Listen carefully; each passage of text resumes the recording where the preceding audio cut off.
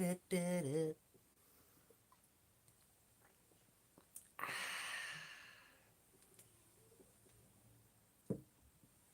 unplug that light, because we don't need that light on. Let's just turn it up. Volume's on full, volume check. Don't need that light because it's far too bright. Right guys, welcome back to the weekly video where we go live every single Wednesday at 8 p.m. And this week it is a little bit different to how we usually do things, and the reason being is because we're actually doing another giveaway today. Happy day. So we're just going to give it a couple of moments while a few people jump in, while a couple of people get the notifications and manage to make their way over to the live, and then we will kind of explain what's basically happening today. So bear 1 second, I've just got a notification to say that I'm live, so that's all good. So yeah guys, if you can let me know if you can hear me loud and clear, crystal clear. If we do have any connection problems, all you need to do is just stay on or refresh or whatever. I'm not going anywhere. It's just last week we seemed to have a few like internet issues, and I'm not too sure why. It reconnected a couple of different times. So yeah, Suburban German, Jordan Smith, how are you doing, my friend? Cam Brown, how's it going? Nobody knows. Crystal clear, happy days, that's what we like to see.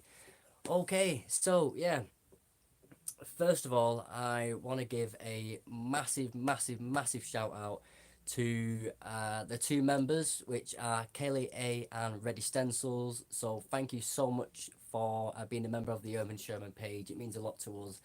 And yeah, and obviously with you being a member, you do automatically get entered into the monthly merch giveaway, which is at the end of every month or the first of every month, depending on what date it lands on and that kind of thing. So yeah, so thank you very much to Kelly A and Reddy Stencils. I can see that Kelly's in the chat there, so hello Kelly. And you can see you've got your little Urban Sherman little logo there, which is obviously that one there. So yeah, just to explain guys, I sort of did a bit of go on Jordan lad, not seen you for ages, it'd be good to see you again. Hope you and your family are doing well. Oh, reconnecting again. I put a status up to say we're going to be doing a merch giveaway, and the way that you win is by basically liking the status, sharing the status, and you have to private message the Urban Sherman page with your contact telephone number. And what we're going to be doing is we're going to be randomly picking a number completely at random. I'm going to explain how it's going to be done in a second, and whichever number comes up, I'm not going to show you guys because then you'll know your number and you'll know I'm going to ring. So I will show you the number afterwards, but cut a long story short, whichever number it lands on, that's the person that I'm going to ring. And when they answer, or if they answer, they have to say the words, is it me or is it hot in here? If they don't say those words and they say hello, then they don't win. And we random another number and we keep going and going and going until we get a winner. So if you don't answer the phone, then you do not win. Or if you do answer the phone and you say something like hello, or who's this, or yo, or anything other than the words, is it me or is it hot in here, then you do not win. You can say, is it me or is it hot in here? And then you can say whatever you want at the end of that, but you've just got to say those words at the very start of the phone call. Okay? So, I've got a list of names there, but the number's next to them, so I don't want to, let me just cover them up 1 sec. Right, there we are. So, surprisingly, there's only 5 entries this week. So you've got a 1 in 5 chance of basically winning some of the merch. Some of the merch is on the wall there. We've got t-shirts on the wall. So yeah, so what we're going to do is we're going to roll a dice. Now, obviously dice are 1 to 6. So if it lands on 6, then we just roll again. Because there's only 5 people that are in it, if that makes sense. Crystal clear, everyone? Right, so we've got quite a few things to talk about during this video. There's a few topics that I want to bring up, like what we're going to be doing this week and what we've got planned and all this kind of thing. There's a few other stuff as well, so we're going to get to that. But what I thought I'd do most importantly is the giveaway as quickly as possible, because it is about, what, it's about 9:10 or something. He's the eating on it. See, it's reconnected again. I don't know what's going down with this. But cut long story short, we're gonna go straight into the giveaway. Because of the time, I don't want to be ringing people at 9, 10 o'clock at night. Yeah. So I think we're just gonna go for it. Now I've got a list of names there. I'm gonna quickly show you the names now. So bear me 2 seconds.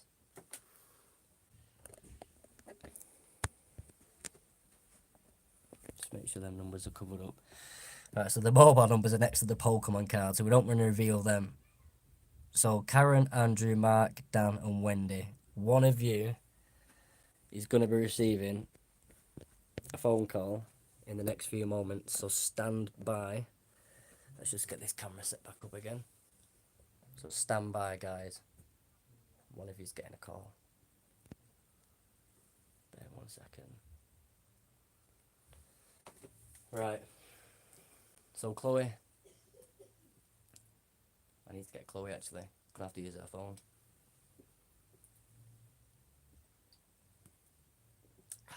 Can't beat your brothers.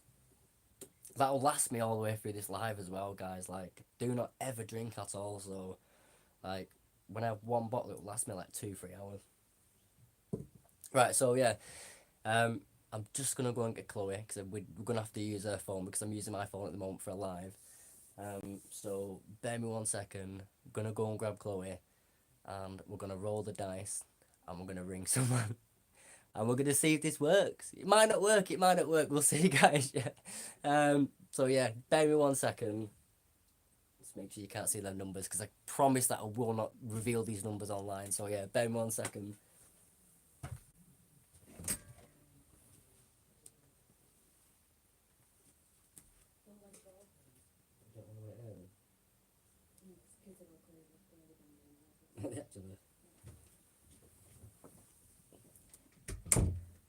Right, guys, so here we are. I've got Chloe's phone, okay? In fact, I don't know the password either, so this cannot go off, alright? Right, so, guys, the dice is here. It's numbered 1 to 6.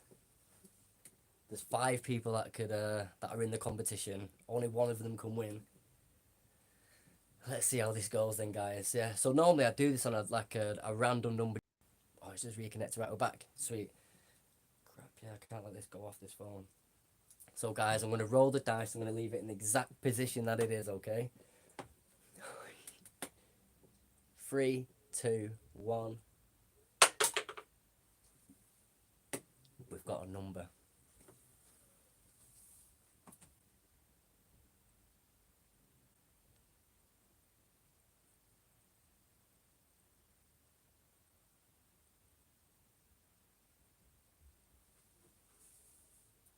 Right then, guys. So, in this phone now is a potential winner. Let's go.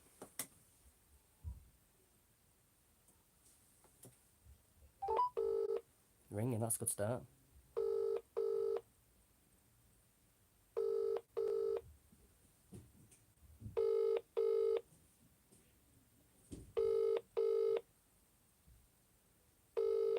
It's not looking good. How many rings do we give it? How many times do we let it ring? Welcome to the O2 messagings. We have no winner. Right, okay then. So that person did not win. Let's roll again. So obviously that if that number comes again, we're gonna move on to the next one, okay guys? That is insane! Oh, gutted! They actually missed out big time then, didn't they? All they had to do was answer and say, is it hot in here? Merch would have been distributed to them tomorrow morning. Gutted! I'm going to reveal who it was as well in a minute. But let's just get someone else, okay? Oh, it's landed in the thing. Let's try that again. Right, it's a different one.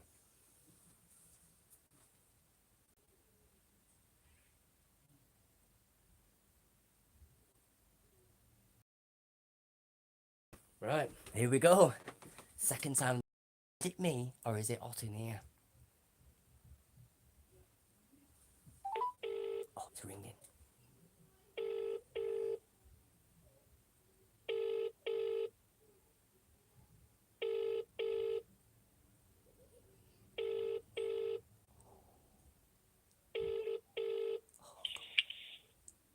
Is it me or is it Otania? Yes! We have a winner!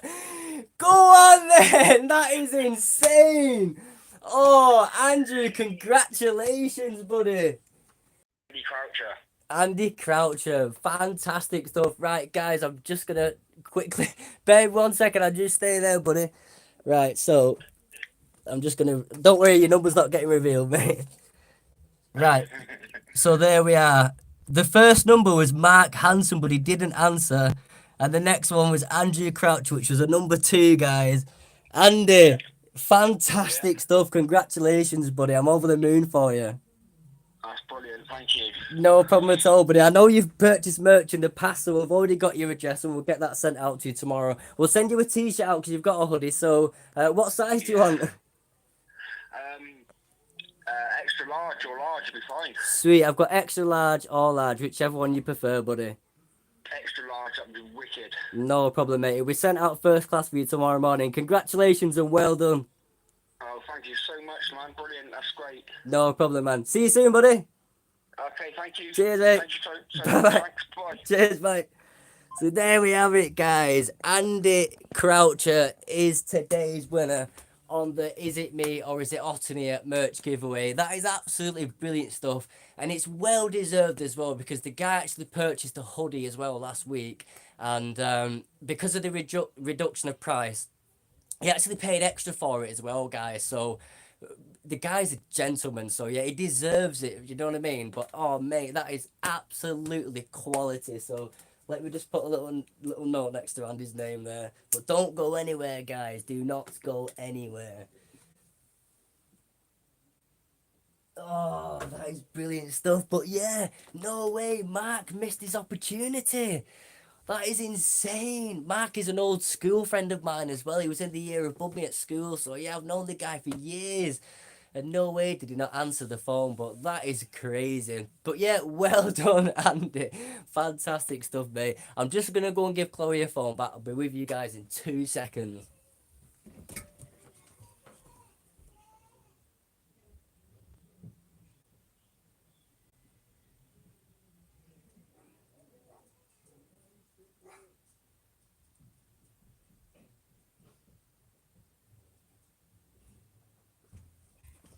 We're back, guys. We're back.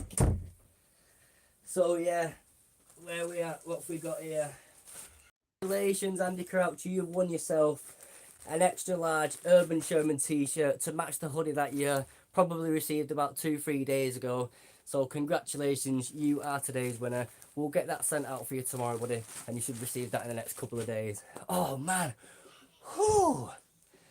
Need to calm down. That was insane. Right, let's move this just in case we accidentally start revealing people's numbers. Wow. Let me take a drink.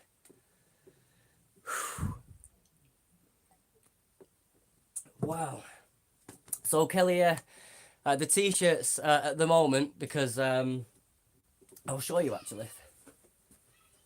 So they're normally 15 quid the t-shirts, normally £15, but there's a slight misprint on the back, so there's a big reduction down to £7.99. So this is the back.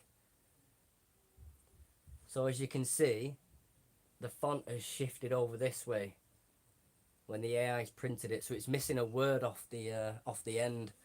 It's a very minor thing, but it's still an issue. So they've been reduced down to £7.99, and that includes the post as well. But obviously, with you being a second tier member, you also receive 25% discount on all merchandise as well. So the price is £7.99, but Kelly, you will also get an extra 25% off that price as well. So yeah, so my maths isn't the greatest, but I'm sure we'll be able to get a calculator to work that out for you.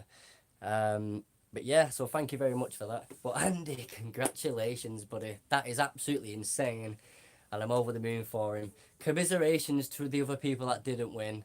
But we always do giveaways on this channel. We've given away more than we've sold. Over the years, we've given away thousands and thousands. Like, you remember the days on Facebook, we used to give away £100 vouchers basically on a daily basis. And we've paid for people's shopping, we bought people Christmas presents. We're always full of giveaways. So yeah, congratulations, Andy. And I'm sure we'll be able to work out something else. But for the 2 channel members as well, you do automatically get entered into a monthly giveaway. So yeah, you've got a 50% chance of winning again.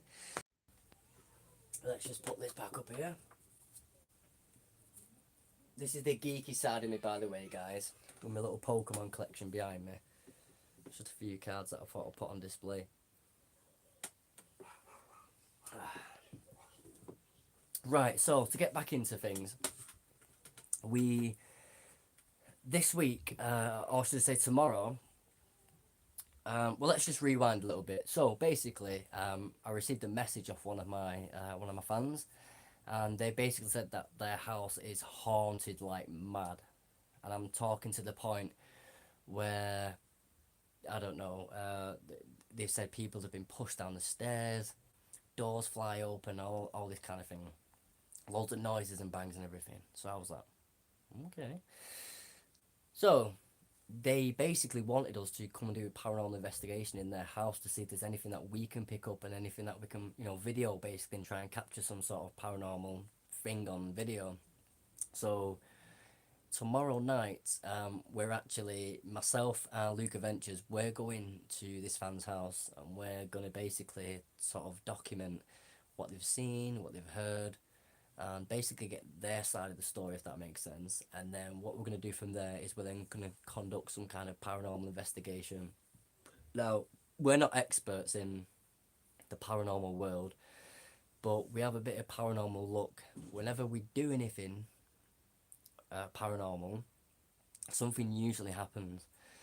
When we go to some, like for an example, like the abandoned police station, we went there for an explore, but it turns out it was haunted as hell, and there was doors slamming and there were screams and all types of things. And that video's on YouTube, so if you guys haven't managed to have a look at it, go back into the videos and you'll see the abandoned police station. That was just crazy. It was just unexplainable. So we're gonna see what happens. Now, I'm not the type of person that necessarily believes in ghosts. Even though I've seen and heard things that I can't genuinely explain, like scientifically, but at the same time, in the back of my mind, I always think to myself, well, if ghosts are real, then why haven't our past loved ones tried to make contact with us or send us some kind of message? Surely they would have done that. Like, for an example, if I passed away and I could come back as a ghost, I would 100% leave some, so it can't be real. But at the same time, I've been in places and I've seen doors slam, and there's no explanation as to how that door could possibly have done that, and just weird things like that. So hopefully we're going to pick something up tomorrow, and yeah, it should be exciting, really, because usually something happens when we do this kind of thing, but you've got to go in there as a skeptic, and you've got to go in there thinking that nothing's really going to happen, but you've just got to sort of ride with it, really, and see what goes down. Kaylee, there's nothing wrong with that, you're a gamer. Yeah, sweet, I'm a gamer as well, but I've just not played for ages. Call of Duty and FIFA are usually the top 2 games. We have got some more merch coming on the 1st of May. That's when the next drop is going to be. It's basically the reprint of these. The company's sending them out, but this time around it's going to be obviously in tip-top shape, and they're going to go up to full price. And then once they've sold out, that merch will never be released again. It'll be new merch every month. It's just because due to the reprint, that's the only reason why we're re-bringing these ones out, if that makes sense.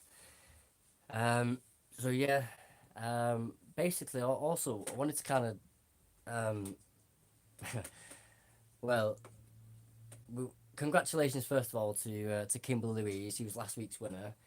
She won the opportunity to come and explore with me and the boys. She's bringing a boyfriend along with her. So we've been in contact with her, and we've arranged to pick them up at the end of this month.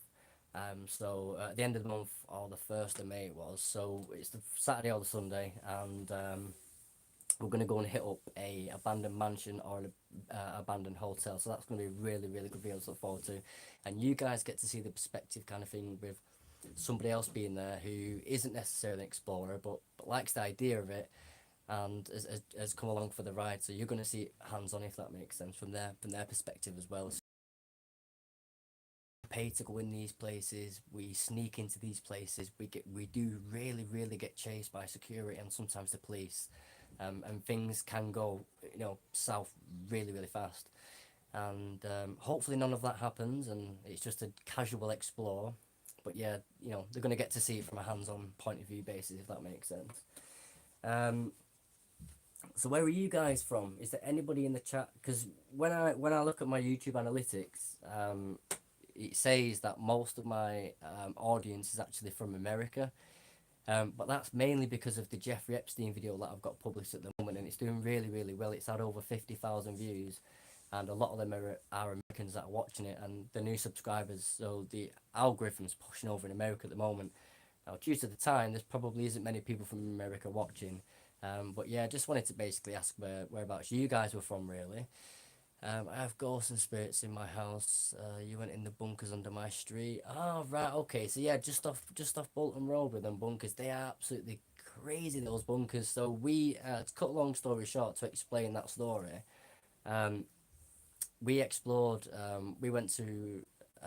I was in Curry's basically buying a GoPro, and the guy in Curry's recognised.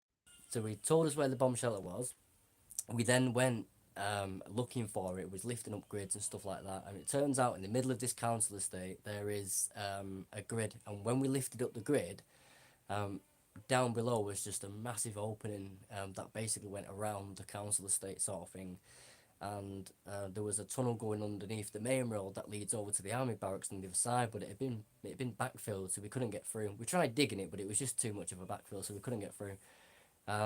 But yeah, it was absolutely insane, and that video did quite well as well. And it turns out that the council actually then went and sealed that up to stop people from going down there. So that's a bit of a shame. But yeah, Kelly, if your house is haunted, then yeah, try and get us some pictures or some videos across, because yeah, it fascinates me, that stuff. Because like I said, I'm not really a believer, but yeah, I've seen stuff and things like that. So it's really good to see. We've got a big explore this week. See you tomorrow, Karen. Yeah. So, we have a big explore this week. This week we're exploring an abandoned chimney. Now it sounds quite boring, but this chimney is nearly 500 feet tall, which is over 140 meters in height. And it's deadly, like it is supposed to be. A very scary climb. Kelly, I'll have a look at those videos as soon as I've done this live video, because like I said, I'm interested in that kind of thing. But we are exploring an abandoned chimney now. It's really high up, and you have to basically climb a ladder from from the bottom to the top. And like I said, it's nearly 500 feet tall, so you can imagine how tall this thing is. Go on, Andy, buddy, you're very welcome. And yeah, brilliant stuff. So now but you've got a wardrobe of Urban Sherman merch now. You've got the hoodie, the t-shirt. Gonna have to send you a cap out soon as well. Get you some shorts out and some tracksuits there. But yeah, no, congratulations, Andy. You're a well-deserved winner. And again, thank you for supporting the Urban Sherman channel, because it means the world to us, basically. But yeah, the Explore is going to be mad. Now, I don't necessarily like heights. You may have seen some of the videos, and we are high up. Don't get me wrong. I've climbed the tallest mountains in the UK. Do you know what I mean? I've been Ben Nevis. I've been all across the Lake Districts. I've been all up Snowdon and all that low we've got. I've been in the deepest caves in the UK. I've climbed what used to be the tallest building in Europe, which is actually a church it was the tallest building in Europe until they built Eiffel Tower, and it was a church in Cologne, a cathedral in Cologne in Germany. And obviously we didn't climb from the bottom to the top, because that would be almost impossible. But once we got to inside the actual cathedral and we went up the stairway, that's when, as soon as we got to the highest point we could using the steps, that's when we sort of just like jumped out the window and climbed up onto the roof right to the very top. And usually the boys have to pull me through it. So we'll see what happens when we go and basically hit up this abandoned chimney. I don't even know if it's abandoned, actually. I just know it's a chimney and it's absolutely massive and I want to climb it. But it's one of those things. What I'm basically getting at is sometimes you just got to face your fears. Like, I'm not as bad with heights as I used to be. It used to be really bad. But you've just got to face your fears. And someone always taught me, or someone taught me back in the day, that when you're climbing, always have 3 points of contact.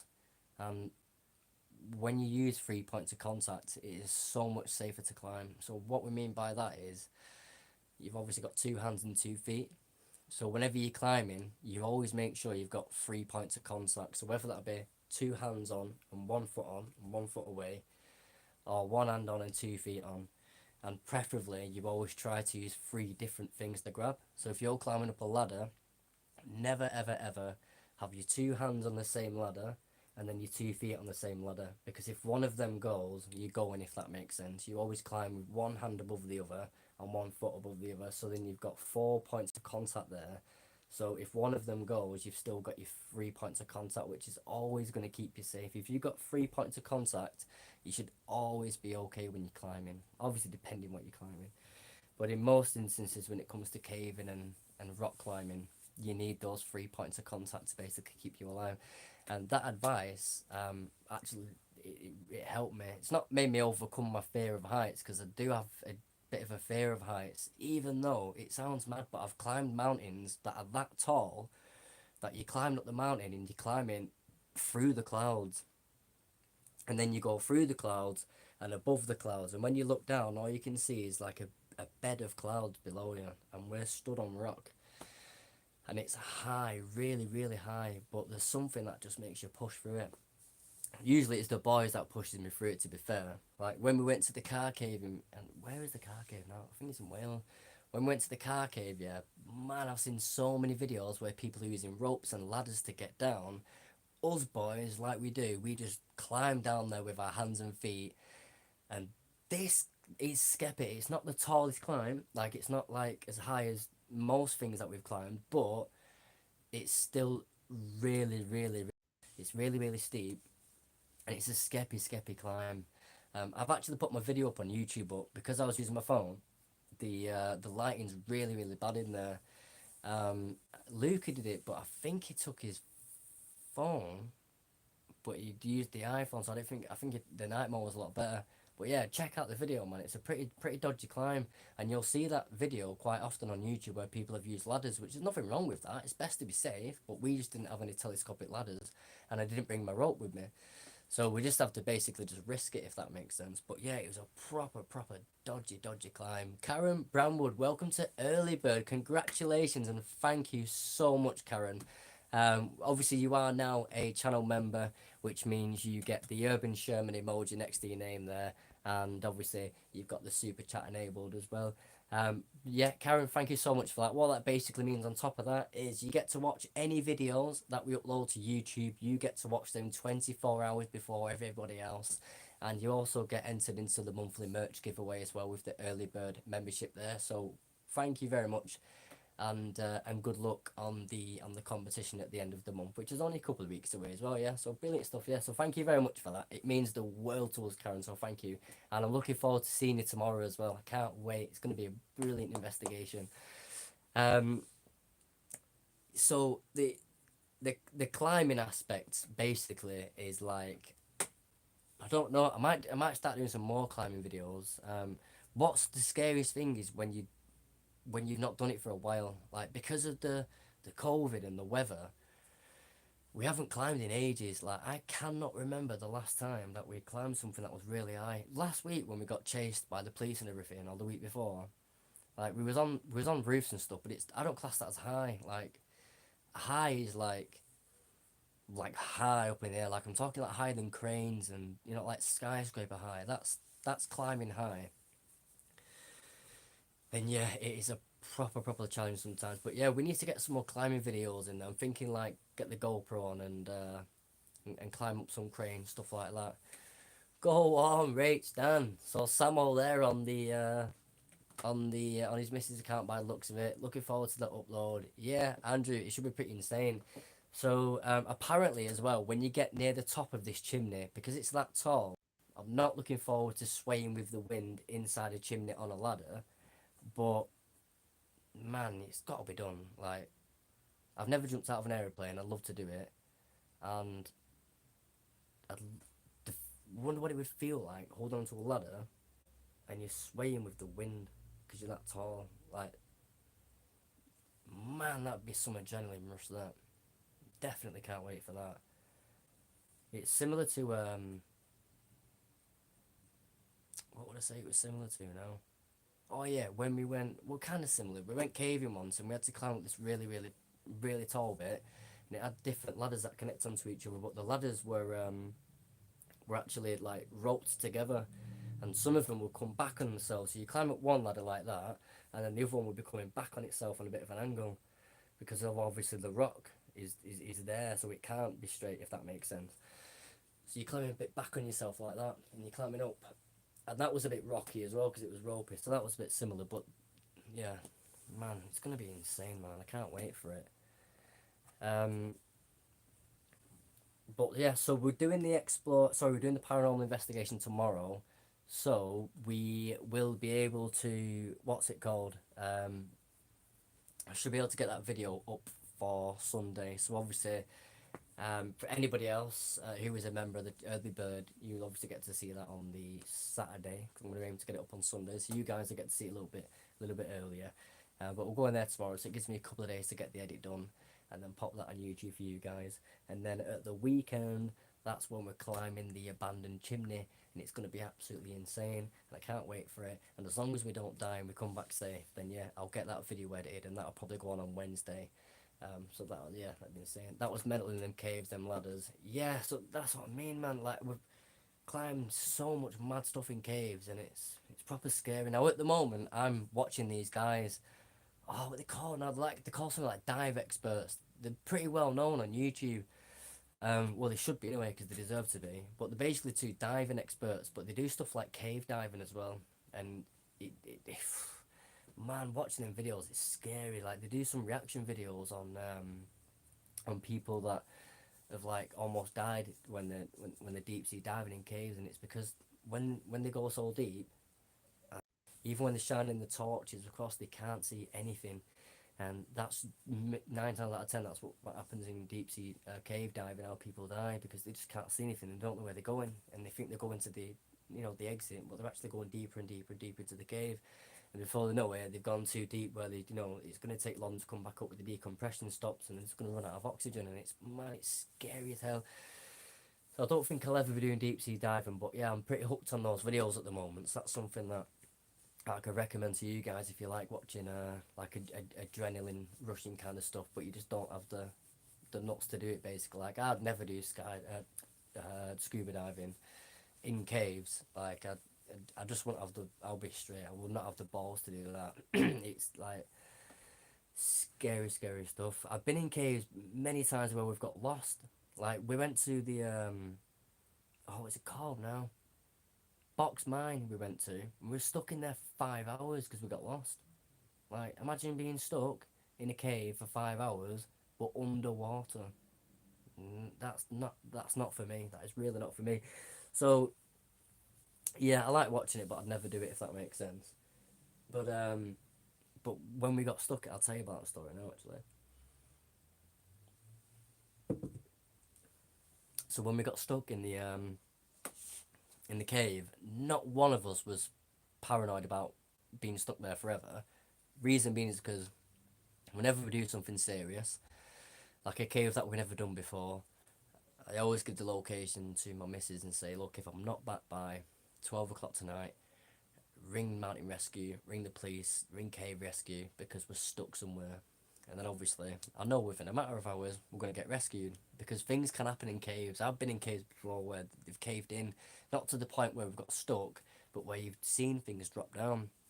Sometimes it can take a miracle, it could take a million years, or sometimes it just happens, unfortunately, when you're there. So when you're going in caves, usually to get in there, it's a tight squeeze, or it'll be a big opening, and then into the actual cave, it's a tight squeeze. So you can easily get like trapped in caves, basically, or you can easily fall and have an accident. So I always give my location and a certain time frame, which gives me, what's that light was on then, which gives me well enough time to basically say, like, to get out of there, and she'll ring for help, basically. So we was in Box Mine, and we was looking for the MOD base that's hidden in there, and we managed to find it, but then we didn't know the way out. And for you that have never been to Boxmine before, it's one of the biggest mines in the UK, and it's just like a maze. It's got passageways going this way, that way, here, back, up, down, left, right, every single direction, and it's just like a maze. And what makes it even worse is people have gone in there and they've spray painted on the wall like an arrow sign, with an arrow sign and an exit. So you're thinking, oh right, brilliant, we'll just follow the exit sign, no, not knowing that it's taking you deeper and deeper and deeper into the cave. I don't know why anybody would put them signs there, but they're basically there to try and kill someone, basically. So we're thinking we're near the exit, and yeah, we was nowhere near the exit. We was literally going deeper and deeper and deeper into the cave, to the point where we started getting to parts of the cave where we knew people hadn't been there for a very, very, very, very, very long time. Because when you're walking through it, there'll be certain bits where you'll see loads of footprints, and then we were getting to bits where it was just no footprints, and we knew we was in trouble, basically. And we was passing things what have been taped off, like for security reasons, to stop people from going there, but because of signs saying there's an exit there, we was just going for it. So we was, going through these places that we shouldn't be going through, because it's either going to cave in, or there's a collapse somewhere. And we're avoiding all these holes in the ground and climbing up and down and around and squeezing through tight gaps. And I'm talking like the ceiling drops, do you know what I mean? Where you've got to crawl on your belly and the ceiling's there and you're crawling through it. Tight gaps. And yeah, it got to the point where it looked like it was going to come down any second. So we literally just turned around, obviously thinking we're going deep into the cave, because we're thinking we're going towards the exit, but we can't go that way because it's just too dangerous. So we're trying to find a different exit. So at this point, we're then turning around thinking we're going deeper into the cave. Luckily, we, just by pure chance, when we was walking, after like 2 hours of us turning around, I can't remember what it was, but I think it might have been Luca. Yeah, I think it was. He basically spotted something that he'd recognised previously. Took a few different wrong directions and a few different right directions, and eventually we found our way to the exit. But we were stuck in there literally, guys, 5, 6, 7, 8 hours, like just walking around. We had no food on us. We did have food, but we'd already ate it, because we just basically took our lunch, like a meal deal type of thing. We didn't plan on camping there for the night. So yeah, it was really bad. But I knew in the back of my mind that, don't worry, nothing's collapsed. We've not heard a collapse, and Chloe knows where we are. And at 12 o'clock tonight, if she hasn't heard from me, we'll get him rescued. But at the same time, you don't want to get rescued, because you don't want to look like a noob when you're doing this kind of thing. Last thing I want is air ambulance coming out and rescuing us, and it's next thing you know, we're on the news, and it's cost 2.5 million to rescue 5 people that are stuck in a cave.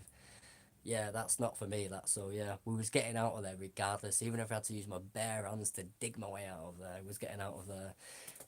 But worst case scenario, if a collapse does happen, hopefully, as long as it doesn't take too long, we should be saved. But if you've never been in a cave before, I wouldn't advise going in on your, well, I'd never advise going in on your own anyway, but I'd always advise to go with somebody who's been to that cave before, if you've never been caving, because you can just think to yourself, oh, I'm just going to go and have a little walk down this bit and see what this looks like, and then you'll get to the bottom of there, and then you'll be like, whoa, this looks crazy, and then next thing you'll be walking for a few seconds, and you'll look that way, and then you'll do that, and then you'll do that, and then you'll blink, and then you'll be like, shit, which way did I just come from? Because it all looks the same, most of it anyway. So it's like, you know what I mean, you put your hand over your eyes, turn like that for a second, you don't know which way it is, and you can be walking and walking and walking and walking, and yeah, it's very dangerous. So just be careful when it comes to that kind of thing. Like, we've done this for years now, been doing YouTube for a couple of years, but I've been exploring, I've been mountain climbing and caving for what, 10 years, 10 plus years. So there's a lot of stuff that we feel comfortable with, if that makes sense. Climbing cranes, we've got no experience when it comes to that. We've climbed cranes before, but we're not an expert, so you know what I mean, we don't hold the badge for that. But we still love it. But again, we're still careful when we do it, if that makes sense. So it's going to be a good video next week. Obviously, we've got 2 sick videos. Banding Chimney, which is basically like 500 feet tall. which is the climb up the ladder. So that should be a banging video. So yeah, this week we've got some heavy videos coming. And then over the next few weeks, we've got some mansions and wedding venues and hotels to smack up. Luca is moving house. He's getting a YouTube room set up. So what I'm thinking is I'm going to do a few lives there as well. And have Luca on the live. In his little YouTube sort of studio. Yeah, the alarm did go off, Kelly, as well. Yeah, it actually did go off. The video is on YouTube. It's mad, like the crazy story. So basically, we're 5 hours into a cave, and next thing you know, there's barbed wire, and we're moving the barbed wire out the way, and there's metal fencing, and we're like, what is this doing in here? Next thing you know, there's a big MOD sign and a big door, and the alarm's going off, and yeah, it's absolutely crazy stuff, man. There's I don't know what to explain, but apparently it's the UK Area 51. So you make your own opinions on that. It's yeah, it's mad. I don't know what to believe basically. But Secret Vault, he's actually been in the actual base, in the MOD base in there. I think this was like back in the 90s. You know, with a big camera on your shoulder kind of thing. So yeah, it should be pretty mad. Going underground even just for 1 hour is tiring, so fair play, mate. So 2 guns to keep your eyes peeled for. Yeah, it is knackering as well, like you say. Let alone just walking, just when you're crawling through and stuff like and climbing, it is very tiring to be there. So but I guess the adrenaline just pushes you through it, if that makes sense. I remember watching a video actually. You guys know Dan Dixon, Stormy Fighters. We've been out with him a few times, and I seen his he had a video. I think it was about a year or two ago now, and they went in. I think it was the same cave. Might be mistaken. And they went with Secret Vault, and they had a map in their hand of the way around, and a water drips from the ceiling and puts a big hole in the middle of the map, and it's where they are. So they don't have a clue which way to go, so they get lost in there as well. So go and check that one out if you're not seeing it. So I can't remember the title of the video, but I'm pretty sure the title will be something like "We Got Lost in a Cave" or whatever. But that was absolutely madness. Oh, it's nice that, Is there anything you specifically really want to see? Like, for an example, you all must have seen the Jimmy Savile documentary that's been on Netflix. There's one coming soon. I think it's on BBC this year. Now it's got a lot of attention. This video, this documentary, because the guy is a monster. Like, he's a horrible guy, and he got away with it for a very long time. Now this guy, he had houses in the UK, and like he had control of like Broadmoor and Leeds Hospital and all this mad stuff. Yeah. But we know where the guy's houses are, so we know where his secret base was in Scotland. We know where his house is in London. We know where his body's buried. And what we're thinking of doing is doing like a bit of a documentary where we're going to go to Jimmy Savile's houses in the UK, see if we can find anything in there. I don't know, rip the floorboards up or something. See if there's any sort of artifacts or just anything in there that'll just give us some kind of truth as to, like, obviously we know he did it and we know he's a horrible guy, but did he ever leave anything behind? Like, I know the chances are like the police have probably been through all this, but there might be something there that we find of Jimmy Savile's that gives us some sort of clue or whatever, or just even something there that would be pretty crazy. So we're gonna go to the house in Scotland, and we're gonna go to his house in London. He also stayed at Leeds Hospital and Broadmoor as well. So we're gonna visit those two places. Once we've done that, we're probably gonna end the video with me taking a shit on Jimmy Savile's grave. He doesn't have a headstone there anymore. It's just where he's buried. So what we're planning on doing is me and the boys are going to go up there, and we're all going to take a piss and a shit on his grave. I'm going to film it on YouTube, and then hopefully you guys can all laugh at it and that kind of thing. Because the guy's a horrible guy, and yeah.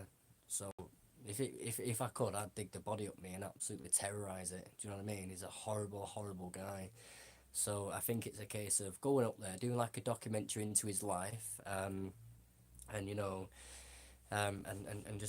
just going around these houses that he stayed at, these houses that he owned, and I'm gonna obviously go over to Broadmoor and take some videos, and might even be able to meet some people there as well, and try and get some like interviews and like their side of the story and that kind of thing. And then obviously we're gonna take a shit on his grave. So yeah, that's something that we're looking to do. Make the video into one video, so that's going to be done over the course of a couple of months. But when that video is all finalised and put together, we'll bang it up on YouTube, and that should just give you guys something to look forward to, if that makes sense. Therefore, Kurt went out on his head. Well, that's what we're thinking of doing here. That's how it's going to go. So yeah, that's another thing that we've got planned. Obviously, summertime is coming. There's loads and loads of ideas that we've got for the summertime. We're not going to give too much away, but there is a lot of stuff that we're going to do in the summertime. Loads of fun stuff as well. Not necessarily exploring. We've got loads of crazy, wacky ideas. Also a few pranks as well that we've got lined up. So they're all going to come in the summertime, but we've got loads of exploring to look forward to this these next few weeks and months, which I can't wait. It's going to be excellent stuff. Also, what I'm going to do as well is I'm going to make a video about basically like how much money I made in my first month of being monetized on YouTube, or how much money I made from getting like 100,000 views or something like that. So I've got one video. So basically on my analytics, I've got in the past 28 days, I've had something like I think it's 60,000 views or something like that. 60,000 views in the past 28 days. So just a bit of an insight really as to if you guys are ever wondering, like, when you do get monetized on YouTube, like, do you get pennies, do you get pounds, do you get hundreds, do you get thousands, do you get millions? And yeah, just basically break it down into like how much you make on YouTube really from having a few thousand subscribers and a few thousand views. And obviously you guys can see it from the perspective as well. I'm pretty sure you can imagine it doesn't make millions. You'd have to obviously have tens of millions of views and millions of subscribers to be making that kind of money. But it was just an idea that I thought I'd do to try and show you guys as someone who's like new to being monetized. You can sort of just see like what benefits you get and how much you can possibly make on a video and how you get paid and when you get paid and what YouTube take out of it and what the adverts what it basically looks like from our perspective. Sort of give you a bit of an insight into how that works, and not necessarily like the editing the videos, but like, so obviously when I go on YouTube, it's a lot different to like when you go on YouTube, because I don't necessarily, well, I do obviously go on YouTube, but we go on the studio, so like we have like because we're a partner of YouTube, so we have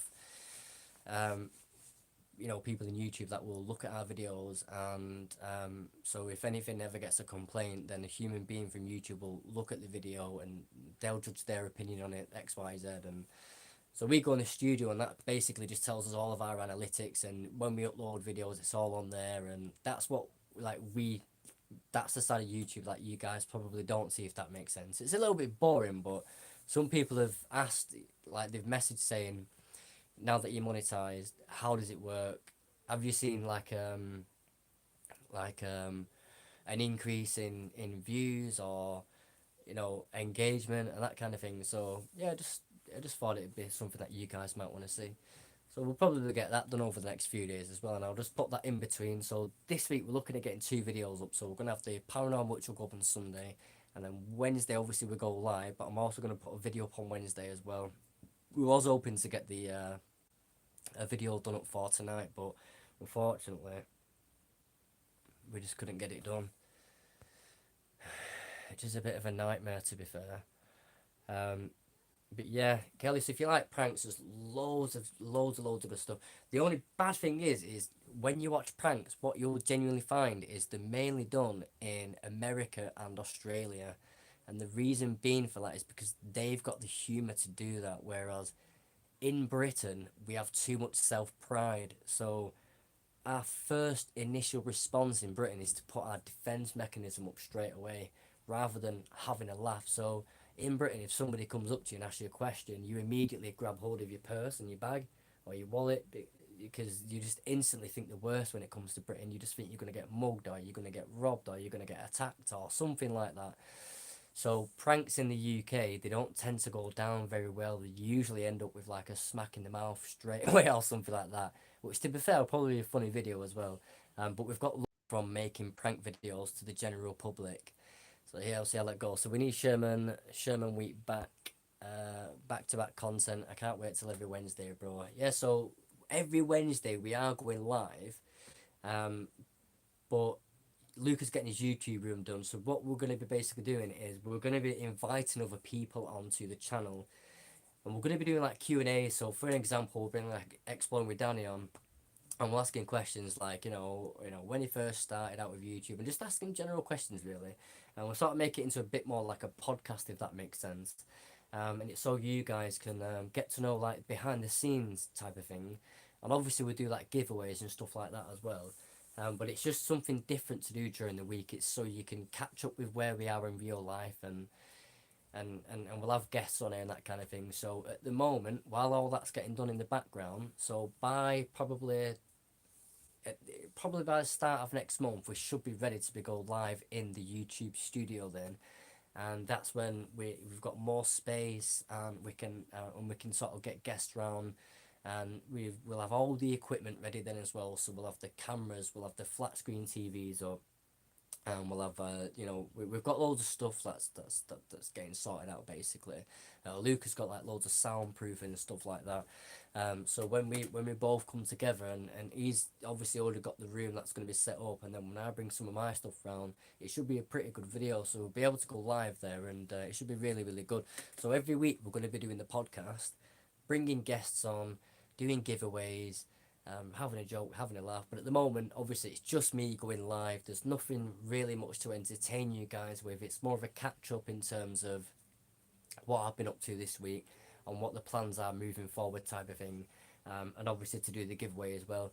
But what you'll find is when it's me just talking to the camera, especially with quite a small audience as well, the comments aren't flying through. So it's a case of to keep it flowing and to keep you guys engaged, and to keep watching it. It's got to be entertaining. And what you'll find is after a bit, it will be quite boring to watch, just me just talking, if that makes sense. So I want to make it more fun for you guys to sit there and watch as well. So we're going to have loads of guests on.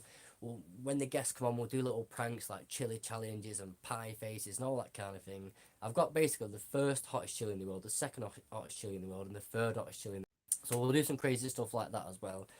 So Wednesday we'll be going live in the podcast, doing the podcast every single Wednesday. But my aim, go on Urban Legend. I joined your chat last night, your video last night, and it sounded like the worst timing to have joined your chat.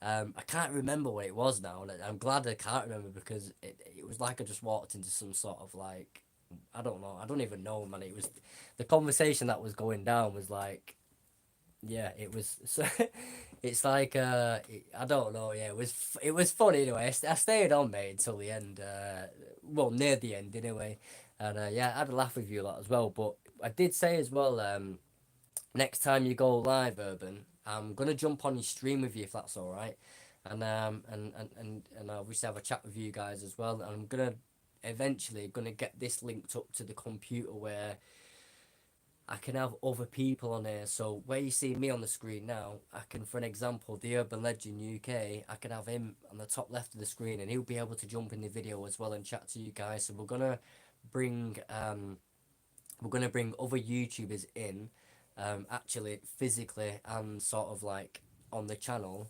and then we're also going to have fans on there as well. So fans will be able to join in and have their say, and they'll be on the video as well, and it's just going to be more interaction for you lot, if that makes sense.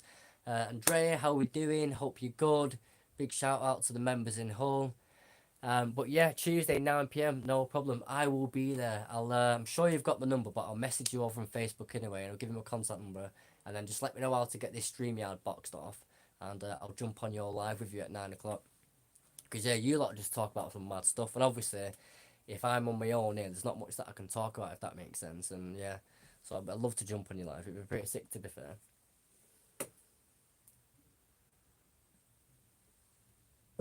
But if you guys For you guys that have just joined, earlier on we ran a competition where, cut long story short, people message me their mobile telephone number, they message the Urban Sherman page, and those numbers automatically go into a generator, randomly generate it.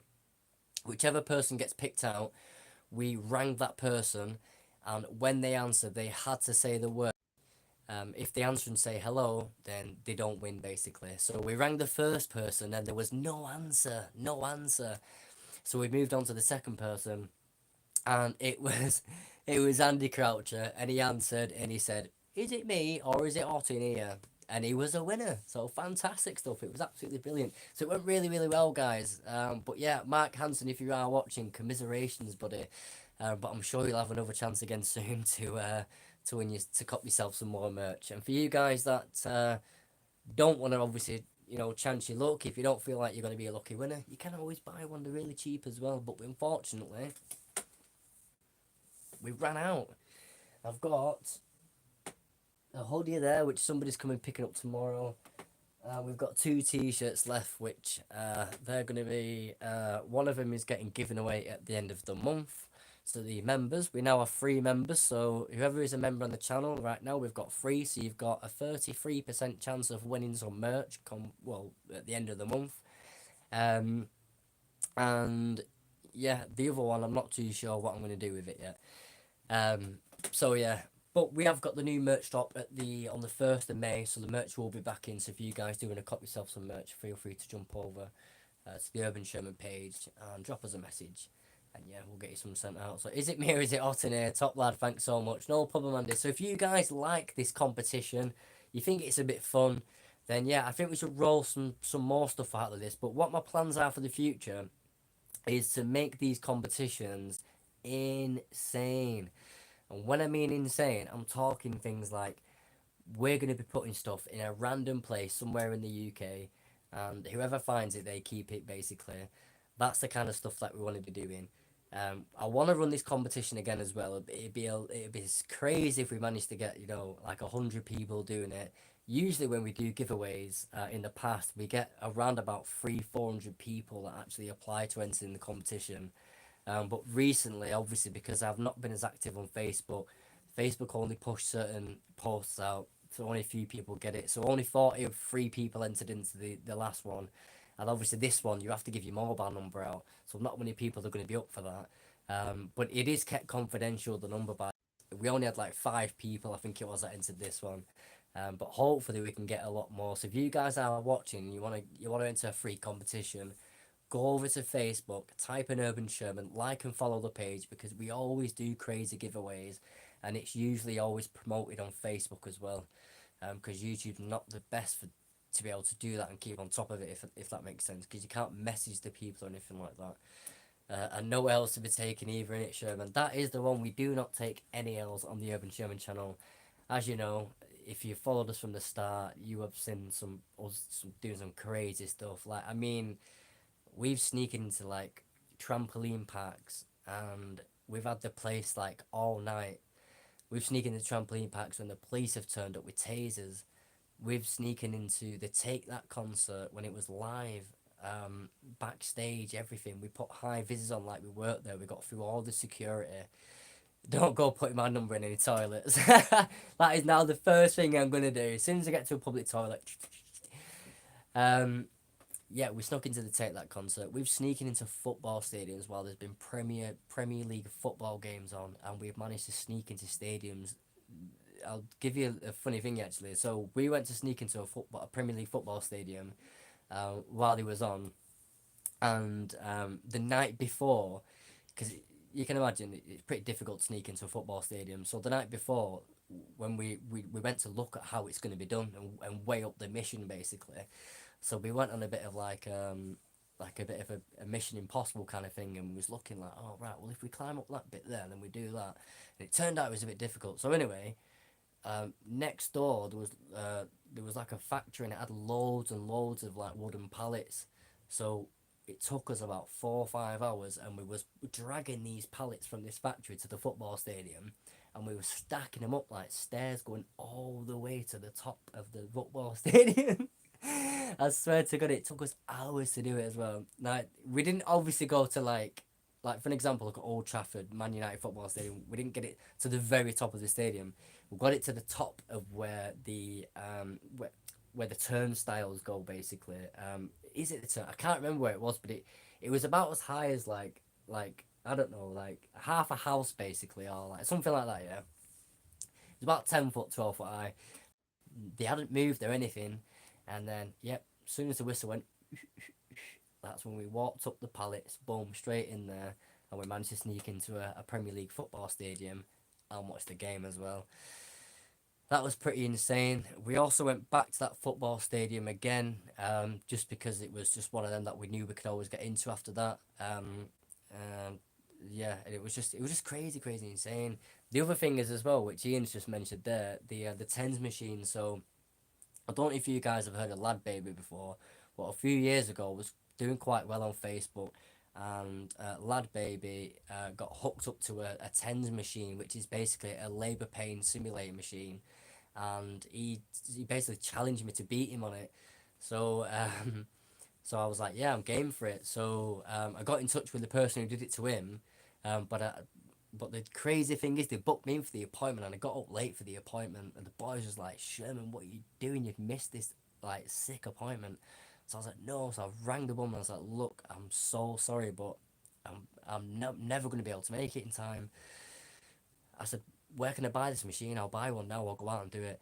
She was like, oh, it's this type of machine. Da, da, da. So we went out and bought the exact same machine what this woman had, and we hooked it up to myself, and yeah, it was mental, mental, mental. Like, I have never felt pain like it in my life. Like, giving birth hurts, man, I'm telling you now, and that's from a male's perspective, being hooked up to the machine and feeling the pain. So we went all the way to the maximum, so we managed to beat Lad Baby as well. So yeah, we smashed Lad Baby, we beat his giving birth record, and then we thought, oh, let's put it on Panhead, and let's send him to McDonald's and get him to order some food.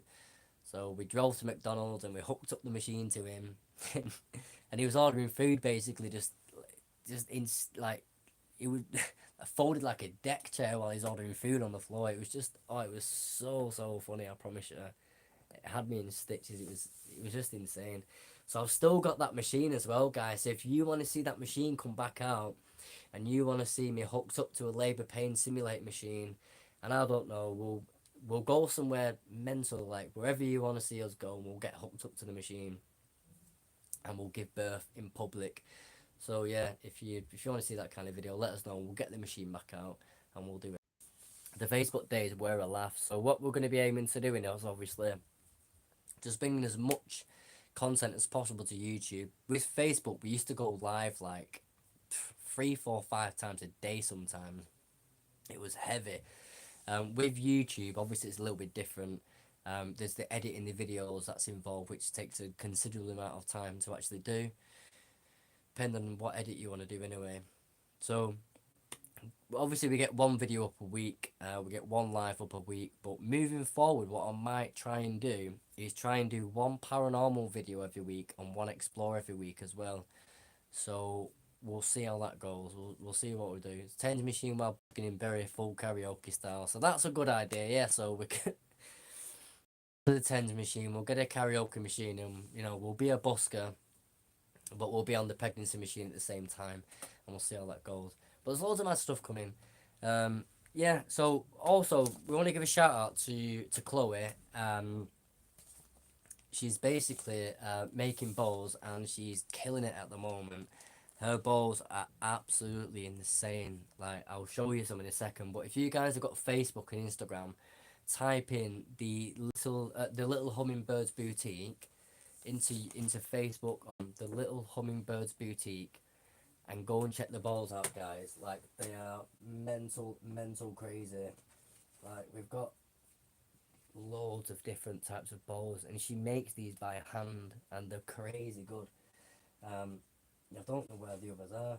She's got a full basket of them here, but she's got some sick ones there as well. I'll show you these ones. These are bad boy. These ones.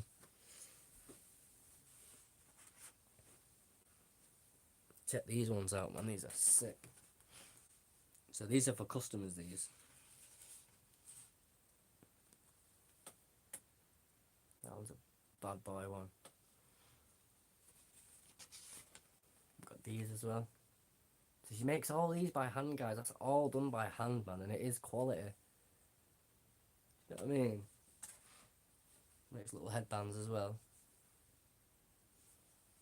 Yeah, proper good stuff. So yeah, go and give Chloe a shout out. Tell her hi from Urban Sherman.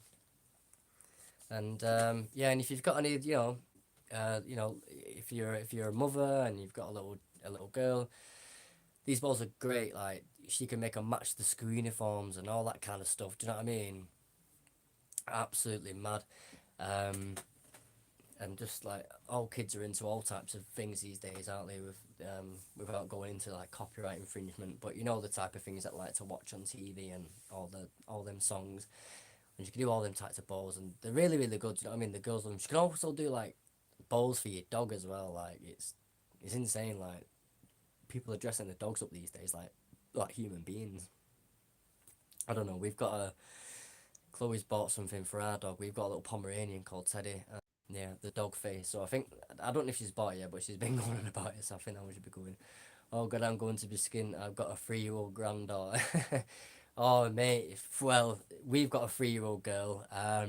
3-year-old going on 16, and every single day that she goes to nursery, she wears a different bow. She picks a bow, and she wants to take a bow every single day for one of her friends at nursery as well. It's proper cute, honestly. And obviously Amelia, she's got really long hair. She's coming up to 9. And yeah, like, wow. She's always got different types of bows in her hair. It's crazy, man. But she's got really long hair as well, so she absolutely just busts it, if you know what I mean. And she's a spitting image as well as me, so she's really good looking, you know what I mean. Takes after her dad. Is it good to see she's got her head screwed on and got some great ideas? Yeah, that's what I mean. She has got her head screwed on, and she's doing really, really well with it. Like, she takes time in making these bowls. It's not something that's rushed and done in minutes. Like, you know, she'll be on her workstation making them, and yeah, it takes a lot of time. Do you know what I mean? It's not just something that's just like whipped up in some factory in China, and you know what I mean. This is like proper care that goes into it. If that makes sense. That's probably because like women do that, don't they? When they do stuff like that, they always take dead care and everything. If you know what I mean, they're fragile. Whereas us men, we'll just get annoyed and be like, oh, well, that'll do. It looks alright. It'll fit in your hair, won't it? You know what I mean? But you know what women are like. Everything's got to be, you know, perfect. So they look really, really good. And like I said, like you can match like the school uniforms and stuff like that. So it's pretty sick. Expand and get a stall, sick balls. Yes. Well, yeah, we're gonna do that as well. She's actually gonna go and get like eventually, hopefully, get some kind of like little stall shop going, and do that. But obviously, at the moment, it's just small. It's like a hobby to her. But yeah, if you guys can go and show her some support, it will mean the world to her, because she's doing well with this. So hats off to her. And if she can make something of it, then she'll be absolutely over the moon with it. So yeah. So yeah, it's the Little Hummingbirds Boutique, and if you do want to purchase some, she's absolutely excellent at it. Do you know what I mean? I'm not just saying that because she's my fiance, but yeah, she's really really good at what she does. No disrespect to the competition, but from what I've seen, her balls stand out a lot more. So yeah, go and check them out anyway, guys. Let me know what you think. If you're getting for your kids as well, you know what kids are like. They always want to look fashionable, don't they? But for us guys, we'll just stick on the Urban Sherman hoodie, swig of the beer. Job's a good one. There we go. And there's Chloe as well there. She's put a little link up there as well. Might be able to pin that for you, Chloe. Let's have a little look. Oh, it's just letting me just report it. That's not really good, is it? Oh, I can add you as a moderator, though. We'll do that right now. Right, Chloe, you're a channel moderator now. Still doesn't let me pin it, which is a bit weird. You'd expect to be able to pin it. Is it in our town? Is what in our town? The Hummingbirds Boutique? If so, it's in the next town along, not very far away. But all you need to do is drop Chloe a message and she'll get them posted out to you. So yeah, everybody give Chloe a big hello and well done to the ball situation. But yeah, we're moving forward with the channel, guys. So cut long story short, we're doing all right. We're not doing too shabby. So we hit 3,000 subscribers. I think it was about a month or two ago, and we're nearly at 4,000 now. I say nearly. We're like 200 away. I think it's like 230 that we need to hit 4,000 subscribers, and then obviously we go for the 5k, and then we go for the 10k. So we're really pushing this channel. I really want to get to, by the end of this year, I want to get to 10,000 subscribers on YouTube. It has to be done by December. December the 31st, this channel should be on 10,000 subscribers. Most people that I speak to, they always say, Sherman, how are you not got many subscribers? Because some of the stuff you done is beyond crazy. And I think back and I think, do you know what, bro? You might be right there, because we have done some of the most craziest stuff you've ever seen in your life. Majority of it, to be fair, was on Facebook, but we have done some really, really naughty, crazy stuff, like borderline stuff, do you know what I mean? But proper mad shit that we've done. Thank you for watching Lee Ramble On. Well, you should be up here with me rambling on, shouldn't you? You should be like my little co-host. You know what I mean? When do you ever see the news guy on his own? You don't, do you? You don't see him like shuffling his papers on his own. He's always got someone next to him. You know what I mean? We want to be hitting up some banging explores. I'm talking explores that, like, you know what I mean? Like the Jeffrey Epstein one. If you go to the comments on that Jeffrey Epstein video, all it basically says is, this place isn't abandoned. Somebody lives there. You've broken in. And that's the sort of shit that we want to be hitting, because that's the sort of stuff that basically looks like, it looks sick. Do you know what I mean? If people think it's not abandoned and we've broken in there, then bang, that's what we want to be hitting, because they're the best spots. They're the gems of all gems. So I want to be hitting stuff like that. So yeah, keep your eyes peeled, guys. If you see something, it might not look abandoned. All the lights could be on. It could be alarmed up and everything. Send me a message with that location and it's getting hit. It doesn't matter anymore if it's abandoned or not. We're sneaking into it. And that's the way it's going down. We're bringing you some of the best content that I can possibly bring. I'm not saying it's the best content on YouTube. There is far better people on YouTube than me. Ali Law is one example. He's a serious member. We're not trying to take over that channel. But what I'm saying is, me personally, I'm going to bring you the best content that I can bring you. Not what YouTube can bring, what I can bring. So we're talking some of the maddest stuff. I don't want stuff that's got windows smashed and all that kind of thing. I want stuff that's got a big padlock on the front door of it and it looks like a jail and it looks impossible to get into. Because you guys know there is always a way in. If it's not under, it's over. There's always a way in. Well, I say always, 9 times out of 10. And it's like, you'll be very, very surprised, man. Like air conditioning units all day long, I'll climb in and out of them like Santa up a chimney all day long, baby. Easy, light work that. You know what I mean? Stuff like that. Cat flaps, easy peasy. Tommy squeezes through cat flaps for fun. Honestly, you don't understand. Like, we get through anything. I couldn't believe that he got through that. He climbed through a window that was like the size of a mobile phone. I'm telling you now, where's the iPod? Honestly, it was smaller than an iPad. And he got through it to open a door. It is insane. He's got plenty of ideas in his little notebook. Can't wait to take you all along on the journey. I've got a notebook. She's not actually chatting shit either. I've actually got call it the Urban Bible, basically. And that Bible has got all the greatest of ideas inside it. Stuff that I like probably can't even put on YouTube, because you guys are thinking, wow, you're off your tits, you doing shit like that. Like, do you know what I mean? Like, we've got some good stuff on there, and we've got some insane, craziest shit that has ever been brought to YouTube before in the whole of life. Like, for an example, one of the ideas, this video cannot go on YouTube.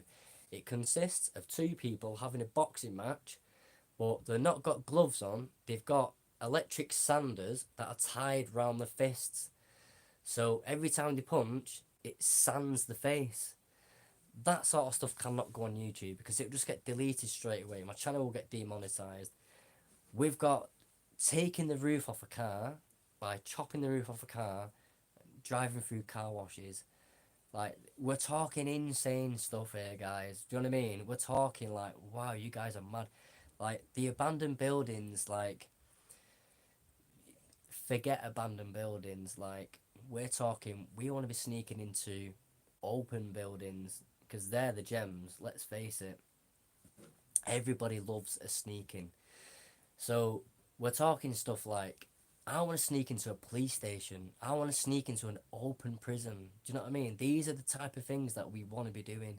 We want to attempt to sneak into a prison, a live prison where criminals are being held for God knows how many years. And we actually want to try and sneak in because we honestly believe that we can sneak into a prison and sneak out of it. That's how confident we are because, like, we've been to the maddest places and snuck in there. We've been in army bases, underground army bases that are live facility with army people in there. We've been in nuclear power plants that are active with workers around, and we've blended in. We've sneaking into live Premiership football games. We've sneaking into the Take That concert. We've done numerous sneakings, and we are not only just sneakings, like getting into places. We've got into places like, for an example, the Jeffrey Epstein video, when we got in that place, yeah, so many people messaged him saying, you broke in there, there was no way in there, there's no way in. You've broken in there, you've kicked a door off, or you've smashed a window, because there's no way. People have made videos walking around saying, oh, unfortunately today, guys, we couldn't get in. But we got in there, and I promise you now, yeah, we did not boot no door off, we did not take no window out.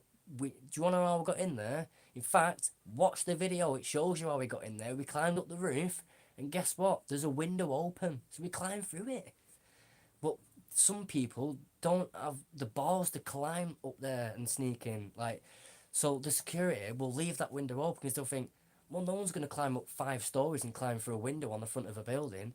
But we do. We climb up to the roof, we'll climb down the drain pipe, and we'll walk along the windowsills until we get to the window. And this is what I'm saying, like, I know for a fact I can sneak into Strangeways prison. If they didn't have guards with guns, I could 100% sneak into there. It's easy peasy. Easy. I swear to God, it is so easy. It's untrue. It's getting out, which is the hard bit. So that's that's the bit that we've got to work out, basically. So what I want to do, we might have to wait until the channel's a little bit bigger, but I'm going to message every single prison in the UK, and I'm going to basically say, look, we want to test your security, and we want to try and sneak into your prison. We're not going to tell you a date, we're not going to tell you a time, we're just going to hit it. Do you know what I mean? Oh, we'll tell you a time and date if they're going to have guns, because they don't want to get shot. But most of them got rubber bullets anyway. Tell you about the time he had me climbing a mountain. We'll come to that story in a second then. You don't like heights, me, you mad head. That's what I mean, I don't like heights, but it's still one of the things that we use to take bones off cars and tie a rope to it and go around the local farm. You take bones. See, that's what I'm saying. Wakes me up in the middle of the night with ideas, crazy fool. So this is the sort of stuff, yeah, guys, like, we want to be testing people's security out. So every time we get caught at these places, yeah, we get caught because we want to get caught. More honestly, I'm not even joking. 9 times out of 10, you watch my videos. Sometimes I edit this bit out. This is not gonna lie. This is the good thing about these lives, you see, because we can just be straightforward with you. Do you know what I mean? There's no nothing. You see it exactly how it is. So when we're exploring these places, yeah, we will be in there for like 2-3 hours, and then we'll be like, oh, we need to get a chase. We need to get a chase out of here, bro. Like, do you know what I mean? Like, it'll be adrenaline rush. So we'll get caught deliberately. Do you know what I mean? Like, we'll go to the sensor and we'll set the alarm off, and or like the security will turn up because they're just doing the rounds, and we'll start flashing torches at them just to get a chase off them. Because we've already explored the building, so we might as well do something and get a chase off them, make them work for the money. Do you know what I mean? So what we want to be doing basically is, like, it'd be really good if we managed to get to the point where we test out company security. So we basically, when the building shuts down, say for an example, like the trampoline place, man, easy, snuck into a trampoline place, easy peasy, swimming baths, done them, loads of different places. But anyway, we want to be going to people's businesses and we want to be able to try and sneak in there to see how good the security systems are, and then we can come back and we can give our feedback and say, look, we couldn't get in this building, and this is the reason why we couldn't get in, or we did get in the building, this is how we got in, and this is how long it took for anybody to realise that we was in the building, if they do realise. And we can help people improve the security in the businesses, because nobody obviously wants their business to get robbed. Do you know what I mean? That's why they have this security in place. But what is the point in paying for security if people like us can just get in there easily? Do you know what I mean? Like the mayor, the mayor of Manchester, that guy was messaging like crazy because we was underneath. Like I know how to get, and they think they've sealed it. Like I know how to get underneath Manchester right now. I can get right underneath the Arndale, fully underneath it. I can get underneath the MEN Arena. I can get all underneath Manchester. You name it, I can get under it. If I can get under it, that means a terrorist can get under it. And if a terrorist gets under Manchester and plants bombs within all the 7 mile radius of underneath Manchester, the whole of Manchester is going to come down by about 20 feet, which means it's over. And I keep telling this to the mayor of Manchester. Look, bro, if I can get there, send him a selfie under there, like, underneath Arndale. The big structures. Do you know Arndale? It's actually like, imagine a table with 4 legs. That's what the Arndale is. It's got 4 legs. It's standing on 4 legs like that. And I've been stood there underground touching them legs. Do you know what I mean? All it takes is what? Bomb under there. It's coming down. So the mayor of Manchester doesn't listen. So, you know, God forbid this never happens. But if it did, I told you so, Mr. Mayor. Do you know what I mean? I told you that I can get there. So can anyone else and do whatever they want to. So you need to seal it up, mate. Do you know what I mean? For the safety of the public. But they don't do, because they can't be asked. Irish cherry picker and camp on GMP roofing, very high vised up. See, that's easy. That's another one. Easy peasy. You just get a cherry picker. You put your high vis on. No one ever asks a question. And I'll tell you now. Listen to this, yeah. You can get into any cinemas completely free of charge with a high vis on. And honest to God, they won't say anything to you. All you need is a high vis on and walk straight into the cinema. It's easy if you've got a clipboard in your hand. A lot easier. You can just say you're doing anything you want, health and safety check, popcorn, stock check, anything you want. You can even, the easiest way is say you've got delivery. That's all you do. I've got delivery. You just take a box in your hand, high vis, I've got delivery. Or just a letter. Yeah, I've got delivery, mate. And they let you straight in. They don't question it ever. Free cinemas every day, all day. Do you know what I mean? Like, but yet, so this is the kind of stuff we need to be going to these places and saying, look, if we can do it, anyone can do it. People can just sneak in there and take the piss out of your business or steal anything they want. So we want to be going to places like banks. Again, we snuck into a bank. Do you know what I mean? Cooperative bank, bang, smashed it, snuck into it. How do you sneak into a bank and come out and get caught? Do you know what I mean? Like, wake up, Britain. So we want to be sneaking into more banks, jewelers, like, you know, casinos, police stations, jails, whatever you name it, all these places that are high valuable, that apparently no one can get into. We want to try and be able to get into there, because there is going to be stuff that we won't be able to get into. There's going to be stuff that will be mission impossible, like, you know what I mean? I'm talking grappling hooks on a gun type of thing to be able to get onto the roof.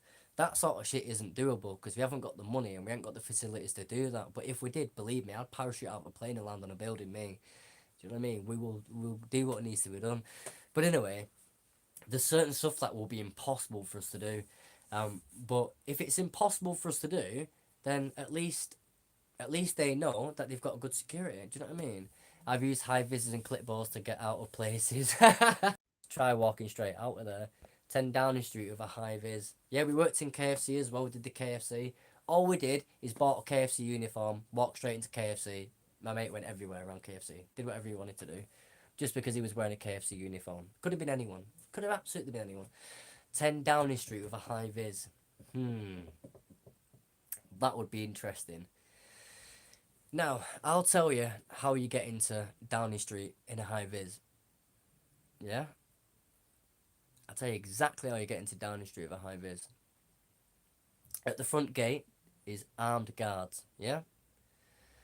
And what you'll find with Downing Street is at the front and the back there's armed guards. So you ain't getting through the front or the back. Yeah? Not without a black ID. Do you know what I mean? So that is possible with a black ID. But the best one is... One sec, I'm just getting the comments there.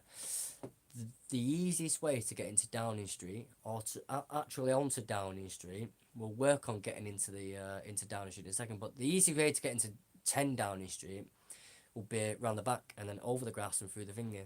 That's how you get on there, but you probably will get seen, to be fair, but that's easy. You just put gardening clothes on and, do you know what I mean? You take a strimmer with you. No one's asking you anything, I promise you. Another way to get on to get actually onto Downing Street will be to go through the underground system, and then you come up through one of the manholes on Downing Street, and again you come on with a high vis, and then as soon as you get up you just comb the area off and you walk wherever you want them. And that's how I would get into Downing Street. I'm not saying it would work, but it's just honestly it's madness. Like, a lot of these places are easier than you think. Some places you can just walk in normal and they won't even question you. Do you know what I mean? Because they don't have the balls. Like, what it is with most of these places, they don't want to be wrong. Like, it's like accusing someone of shoplifting who's not shoplifted. If you're going to accuse someone, you need to be 100% adamant in your head that that person is in the wrong. Do you know what I mean? Otherwise, we live in Britain. People bring the defences up, and they're going to come down on you like a ton of bricks. And they're going to be pulling the phones out. You're going to be all over social media. And people don't want that. So, explorers can use that to their advantage, and people that want to sneak into places. But it shouldn't be like that in realistic, do you know what I mean? Shouldn't be able to do that. But we can, so we do. So that's what we want to be moving forward in the future, is trying to sneak into very, very well-known places and testing their security out. That's like a long-term plan of mine. That's one of my top ideas that I've always wanted to do that. Because we're really confident that we can do it.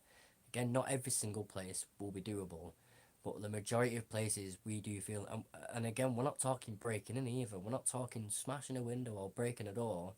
We're talking simply by climbing through a window, and that is usually, like, literally, like, majority of the places you climb through a window. You climb through a window. The other one is you open a door. You'll be surprised how many places we've got to, and we've just opened the door, and it's open, because someone's forgot to lock it. It is mad. It is absolutely insane. Crazy insane. We're all human beings at the end of the day. We all make mistakes. We all have our faults. You know what I mean? We're not robots. We're not artificial intelligence, so there's going to be a time where somebody can't wait to go on a date. Do you know what I mean? They've been texting this girl all day long, and they're finally going to meet her. As soon as they finish work, they're going to get home, shower, get changed, and they're going to go meet this girl of the dreams. While they've got all this in their head, they forgot to lock the door. Everybody's human, and it happens more often than you think. Are you scared if they do what they did to Ali Law and try to have him for anything? Now he's on court order. Well, yeah, that is one of the fears. That's one of the main things why we haven't gone as crazy as we have on the channel, and that is literally because I don't want this channel to get demonetized. I like making YouTube videos. I love exploring, so, you know, abandoned places is in my heart. I absolutely love exploring. It's fascinating. I love the history that it brings, and you never know what you're going to see. You never know what to expect. I love it. But I also love the adrenaline rush of sneaking into places. Like, I can't explain it. It's like, I don't know, it's like crack to a crack addict, do you know what I mean? Like, when you're in that place and you're like, shit, I should not be here. It's like, yeah, this is sick, this is fun. And you love it.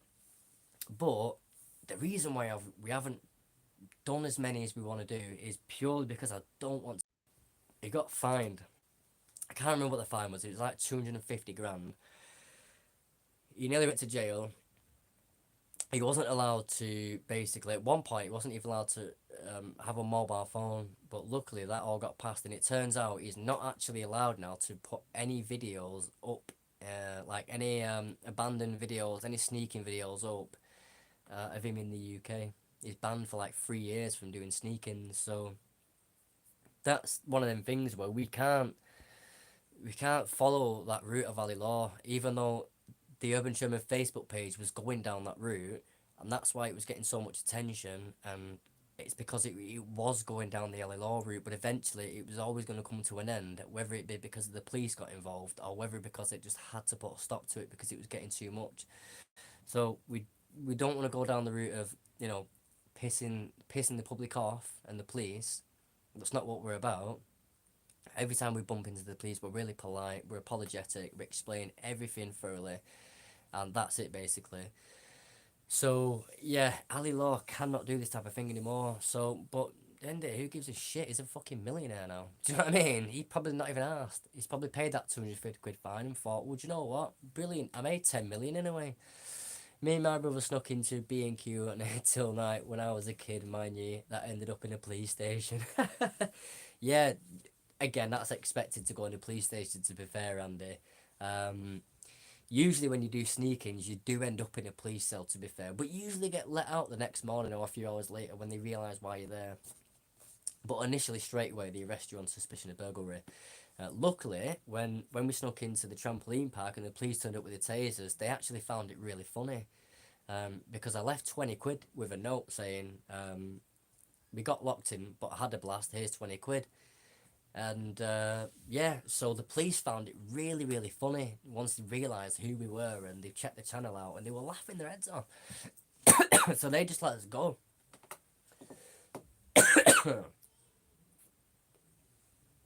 Yeah, so they just let us go in the end. But you do expect to go in a police station. But man, I wish I was there when you snuck into B&Q. That would have been funny, that. I would have been like, just doing mad stuff. Like if they've got any of them like lawnmowers that you can drive and stuff, I'd be driving around in there. What I want to be doing is getting like a permission sneaking, if that makes sense. So we're gonna basically say to this company, we're coming down to your property with your permission and we want to sneak into your building. We won't cause any damage and we won't, do you know what I mean? But we're getting in.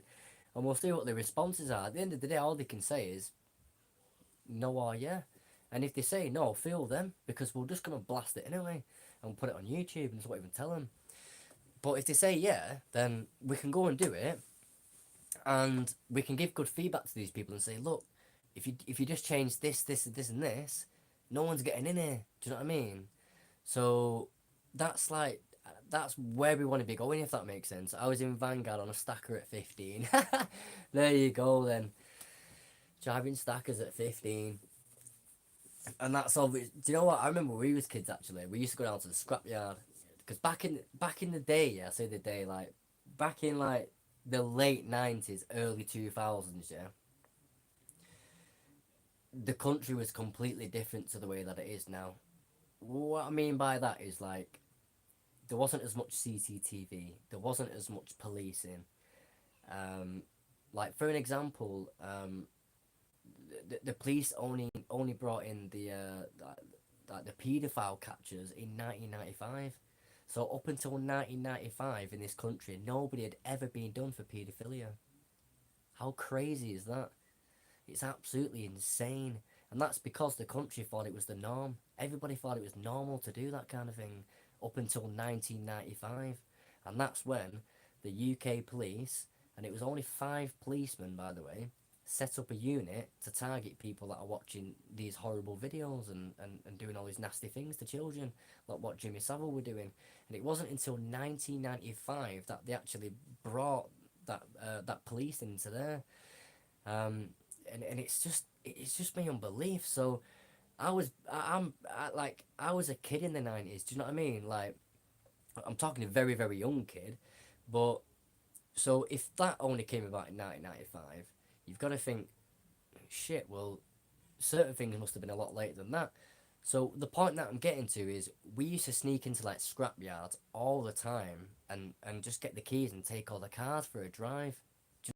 They never had big CCTV and they never had big sensors and they didn't pay for security overnight, and do you know what I mean? And everything would just be open.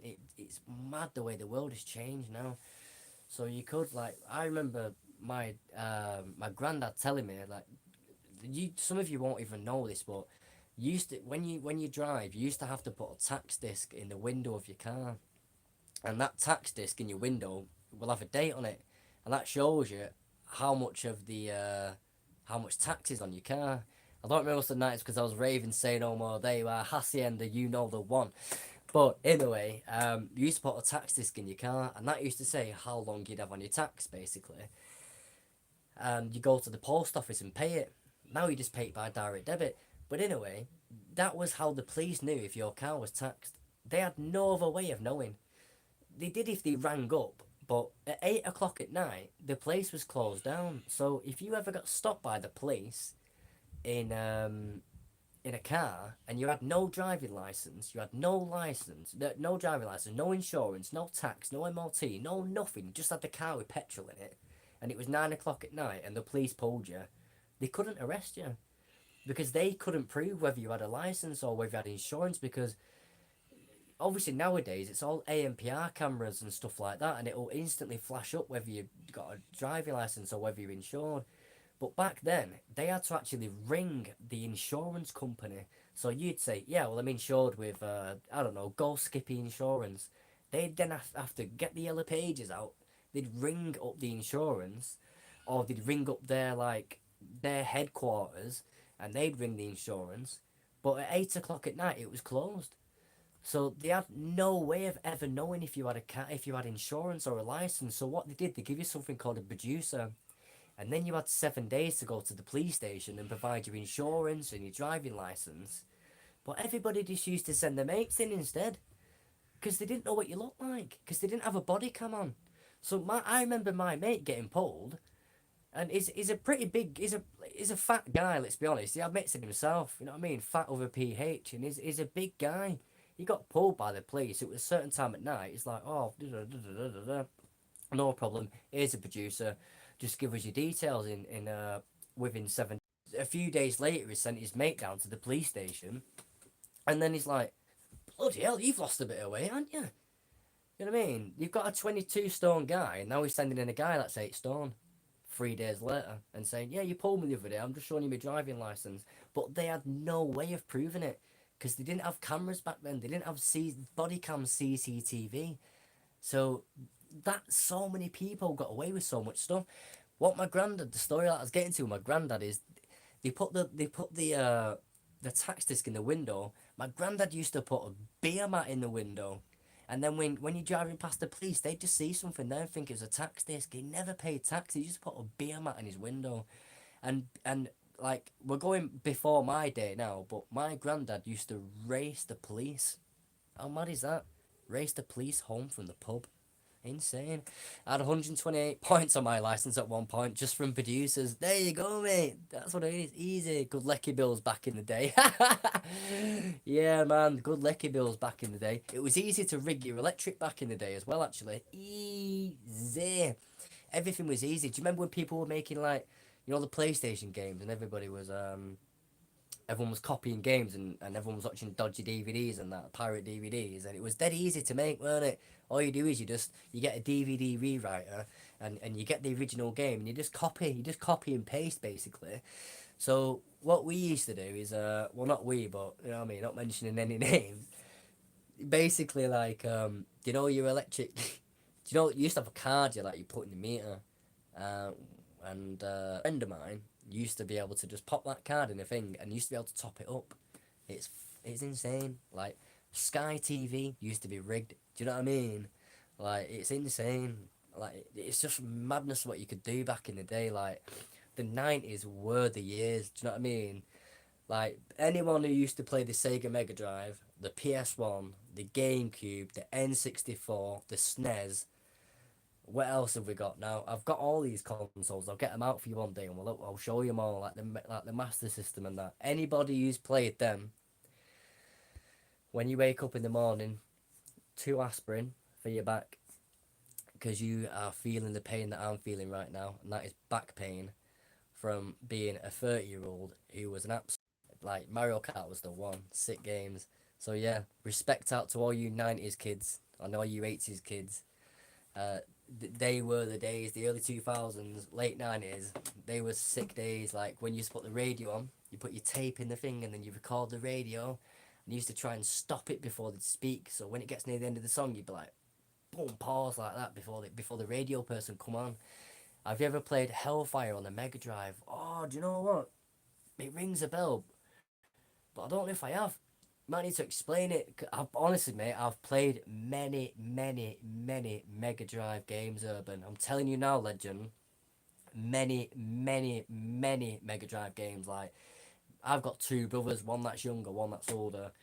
And obviously, when we were kids, like, that's all we did. Road Rash, come on, man, that is a sick game. Road Rash was the one, but I think it might be Road Rash 2 or Road Rash 3 where you could like use proper sick weapon. Alex the Kid, come on, keep them coming, guys. So Alex the Kid was a big boy game back in the day. That was on the Master System, and it was a bill. Where's my master? I'm gonna get my fucking Master System out. I'm gonna play. Oh, I can't because of copyright. You bastard. Honestly, I would have got my Mega Drive. I've got a Master System. Sick game, Echo the Dolphin on it and that, and it's got it built into it. And yeah, Alex the Kid was a sick game. Used to do paper rock scissors, didn't you, with the thing? Oh, a sick game. Badass shoot 'em up in spaceship. Oh mate, I probably would have played it. Like, I definitely would have played that game. 1,000,000% I would have played that game. Let's just bring this camera down a touch there. Tell you what was probably one of my. I used to play PGA Tour golf with my dad all the time. We're talking controllers here with a wire and that. That was about a meter long. Play PGA Tour golf all the time. Atari Commodore 64 Spectrum. Fucking hell, Kelly. Go on then. Donkey Kong. You know the one, Andy. Like, I remember when the first ever Game Boy came out, and it was a big grey thing, and it had a green screen. Like, it wasn't even black and white, it was like green. Does anybody remember? Like, let us know in the chats if you remember the old Game Boy. It was massive. And you used to have to sellotape round back of it because batteries would always fall out. Fucking mad. Madness. And nowadays, like, you've got an iPad and it's got anything like you want on it. Tetris, Snake. My first day in high school, and I had a Nokia. Sorry, I didn't have a Nokia. The guy sitting next to me, I never knew who he was. New school, high school, just started, and he wasn't obviously my primary school beforehand. So this new kid, he was sat next to me. We made friends. He's got a phone there. He's got Nokia. I'm like, fucking hell, go on then, you bad boy. You've got a little posh mum and dad there, haven't you? Nokia. You know what I mean? My phone, it was one of them flip ones with big aerial on it. Do you know what I mean? Not a chance, man, getting a Nokia. His mum and dad were well off. So anyway, he's playing his Nokia there, and he's playing this Snake game. I'm like, let's have a go on that. I had a go on Snake. Next thing you know, we're best mates playing Snake, and then eventually, about 10 years later, because I couldn't afford one, I got a Nokia, and I was bossing Snake, but Snake was absolutely the one. But, oh man, Jez, you're coming up with the absolute bangers here. Abe's Odyssey and Crash Bandicoot. Follow me. That's the little Abe's Odyssey voice there. Crash Bandicoot was a bad boy game. Probably one of my all-time favourite games is Crash Bandicoot. I remember Crash Team Racing as well for PS1. That was a bad boy game. I've got a PS1 as well, guys, and I've got I've got bare games with it. Abe's Odyssey was a sick game. It used to scare me. I'll tell you what. Tell the truth now, guys. No bullshit now. Lemmings was a badass game as well. Resident Evil 1 on the PlayStation 1, the Mansion Resident Evil, it actually used to scare me, that game. Don't lie, because I know it scared you guys as well. 100% that game scared you. It was a frightening game, that. You used to, like, walk through a door, and then the door would open, and it'd be all, like, the black round there, and the door would open, and then, oh, man, freaky game, that.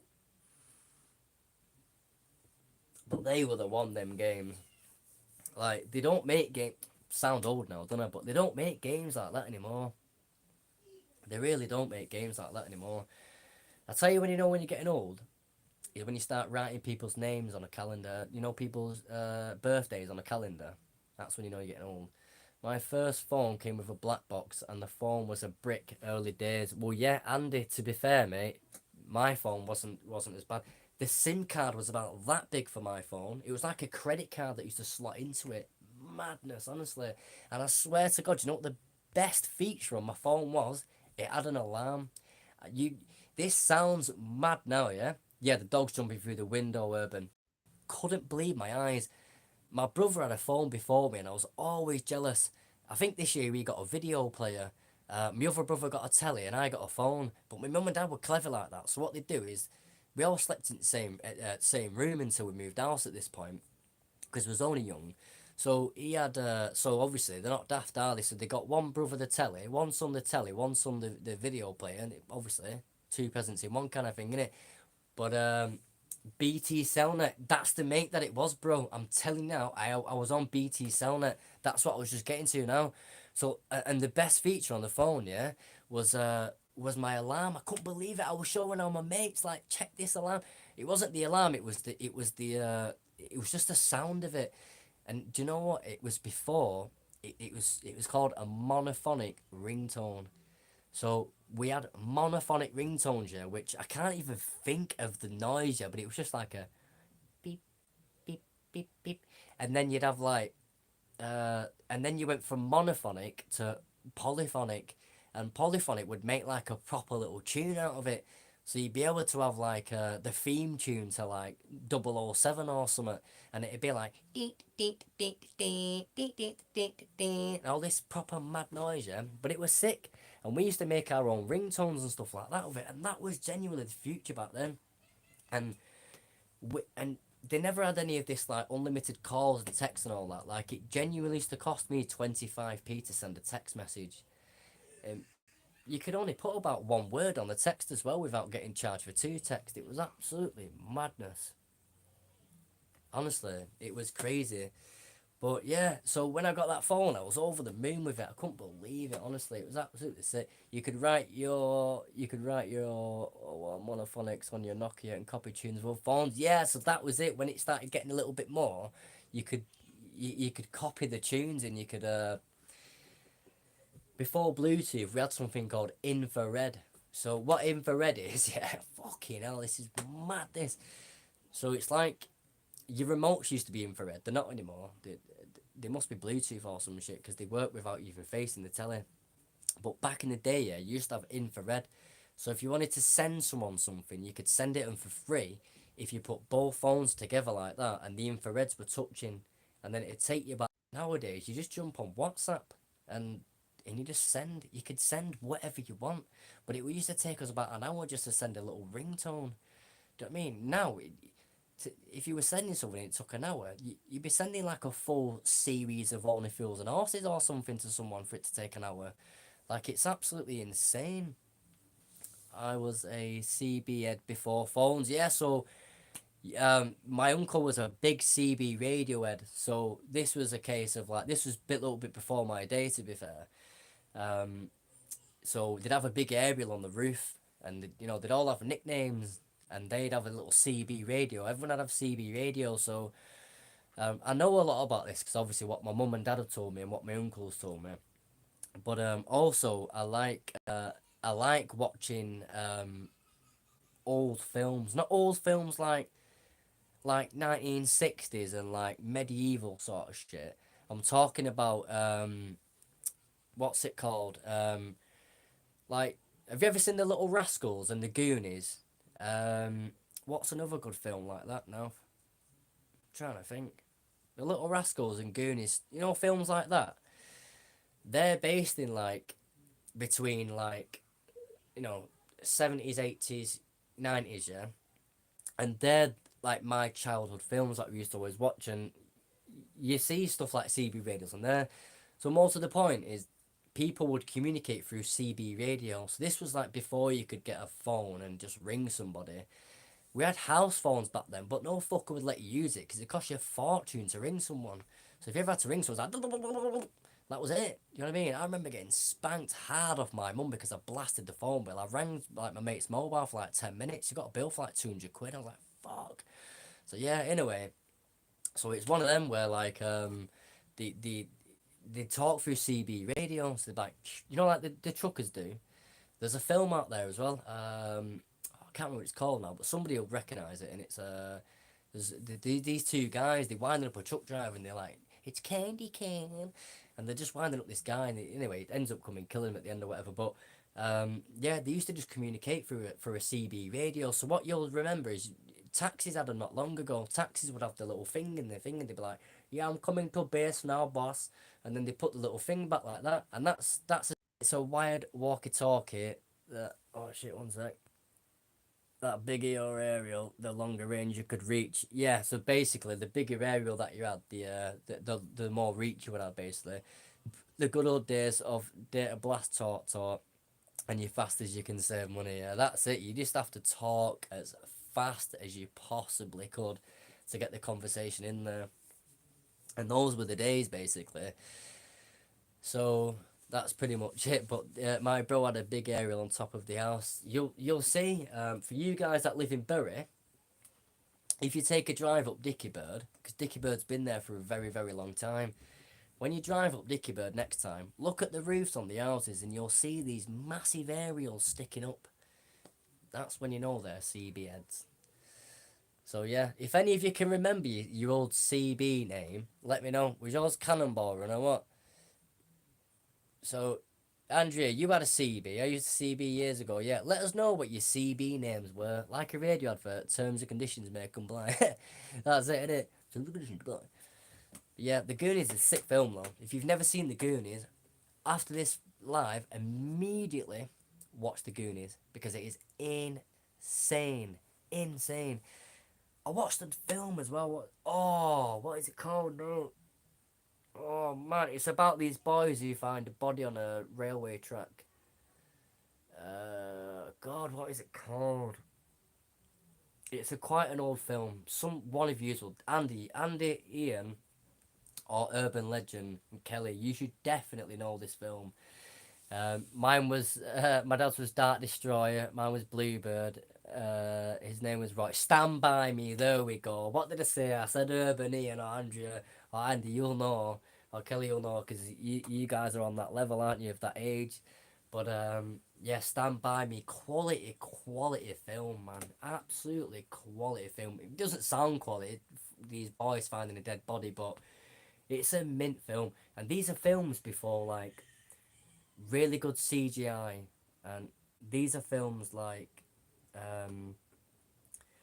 that before technology really arose and just went a bit silly. Like they're just really good quality films because when we were kids, we didn't have none of this stuff. Like the internet only came about in something like 1994, so we didn't have none of this stuff when we were kids. So if we wanted to go to our mate's house when we were kids, so if we finished school, like it was a Saturday, say we woke up on a Saturday and you wanted to go and play football with your friends, we couldn't ring them and say, "Yes, bro, I'll meet you. I'll meet you at the spot in 10 minutes." Or send them a quick text. We had to walk round to their house and knock on, and then the mum would come to the door and say, "Oh, he's just gone out with Glenn about 10 minutes ago," and you'd be like, "Shit, where would he have gone?" You'd be like, "Right, I'll go and check round there." "Oh yeah, but they might have gone over to the leisure centre, so let's have a walk over there." "Oh, they might be on park over at that bit," and then eventually you'd see them, and then you'd all bump into each other, and that were it then. But magically somehow, when you plan to go out and meet one of your mates, you'd manage to find each other. And we're talking in a world now where we had no means of contacting each other, so we just had to think like one another. So it's mad. We used to go and knock on for our mates. We won't ring them up. Knock on for them, and they might not even be in. Then we'd be like, "Oh crap, where could they be? They could be anywhere," but we'd always find them. It's madness, and that's before when we had like like before VR basically. Yeah, yeah. So yeah, before like virtual reality and all that stuff. That's when Stand By Me and the Goonies and all this lot was made. There will obviously be some kind of CGI in there, but it's nothing like it is then. But I mean, I know I'm obviously on the internet now and I'm speaking to you guys, and it is a great thing. It is an excellent sort of piece of technology that they've brought out, because nowadays, if the internet was to be switched off, the world actually wouldn't run. It would actually stop running. And the reason being is because we are dependent on the internet for banking and for all types of things. Like, can you even imagine, like, not having the internet?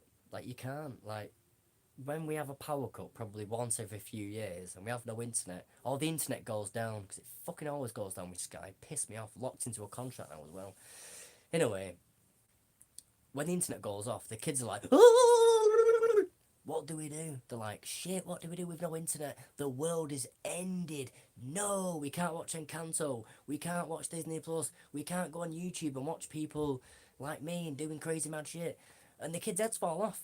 And I might say, oh, do you want to do a build a den, or should we go out and build a treehouse, or should we go and pick some worms up in garden? And they're like, what do you mean, Dad? I just want to sit here and watch a video.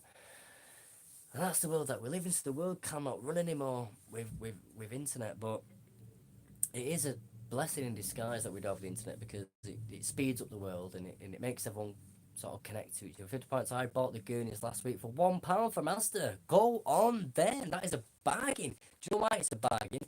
Because they charge you to watch it on Sky TV. You can rent it for like £2, or you can buy it for like £8.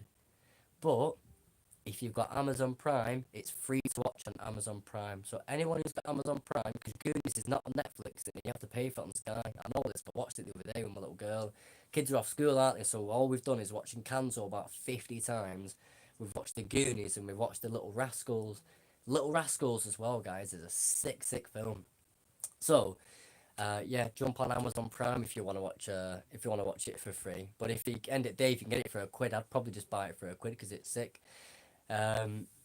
Yes, now my 2 little grandkids watch them. It's so funny. They are timeless. Go on, 55. Nice of you to drop in as well, by the way. But another one is, do you guys remember videotapes? So we used to go to a place. Obviously, everyone's heard of Blockbuster, but there was a place called Global Video that used to be based in Bury. And I think it's a bike shop now. It's next to Iceland, anyway. Or it used to be Iceland or whatever. And we used to rent videos from there all the time. But getting to the point, I was explaining it to my little girl, because my little girl said to me, I said to her, like, because she's 9, so she's on that level, do you know what I mean? She's always like, oh, Dad, can I tell you something? Oh, Dad, what's this? What's the meaning of life? And all this, like, she thinks I know everything, so she asks me everything, like, do you know what I mean? She says, oh, how do you say hello in Spanish? I'm like, ooh. Anyway, so she said to me, I said to her, she'd never seen the Goonies before, but she was watching the Little Rascals, and I used to watch that when I was a kid, so I thought, do you know what, I'll put the Goonies on, you'll love it. So I put the Goonies on, I was like, oh, I used to watch this, girlies, when I was your age, when I was like 9. And she's like, alright, how did you watch it? And I was like, well, we used to watch it on a video. She's like, what's that? And I was like, well, do you know what a DVD is? And she's like, yeah. And I was like, well, we used to watch it on something called a video, so it's like a big cassette, like that big, and you used to, but sometimes the tape might be a bit chewed, and you'd be watching, next thing you know, loads of lines would start going across the video, and you'd have to fast forward past that bit. It was so frustrating. My home movies of our kids were all filmed on videotapes, had them all transferred to DVD. That's a banging idea, that, to be fair, to transfer them all to DVD. I'm trying to go back, like, everyone just takes videos on the phone, don't they? And they upload it to the cloud, you know what I mean? But yeah, we was all VHS back in the day, and some people don't remember that.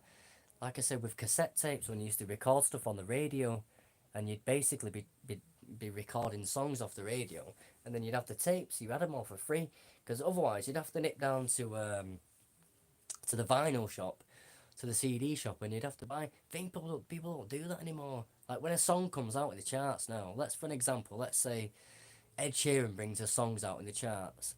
Nobody is queuing up at Asda or Tesco or the CD shop Vibes to buy his newest song. Do you know what I mean? Everyone just listens to it on YouTube or the music channel, or they'll go on Apple Tunes or Spotify. But back in the day, when a song would come out, for example, I remember Robbie Williams' song came out called Rock DJ, and it was a big song back in the day. People used to queue up outside the shop, massive. I remember my brother, I was there with him because my brother wanted the CD, and we queue up outside the shop to buy this song. And you'd buy a single. It was called a single back then, and it was just one song on a CD. It was this song, but it never just had one song on there. They always have like 2 or 3, but it would be like the same song but in a different version, or like a bonus added track. It was proper mad.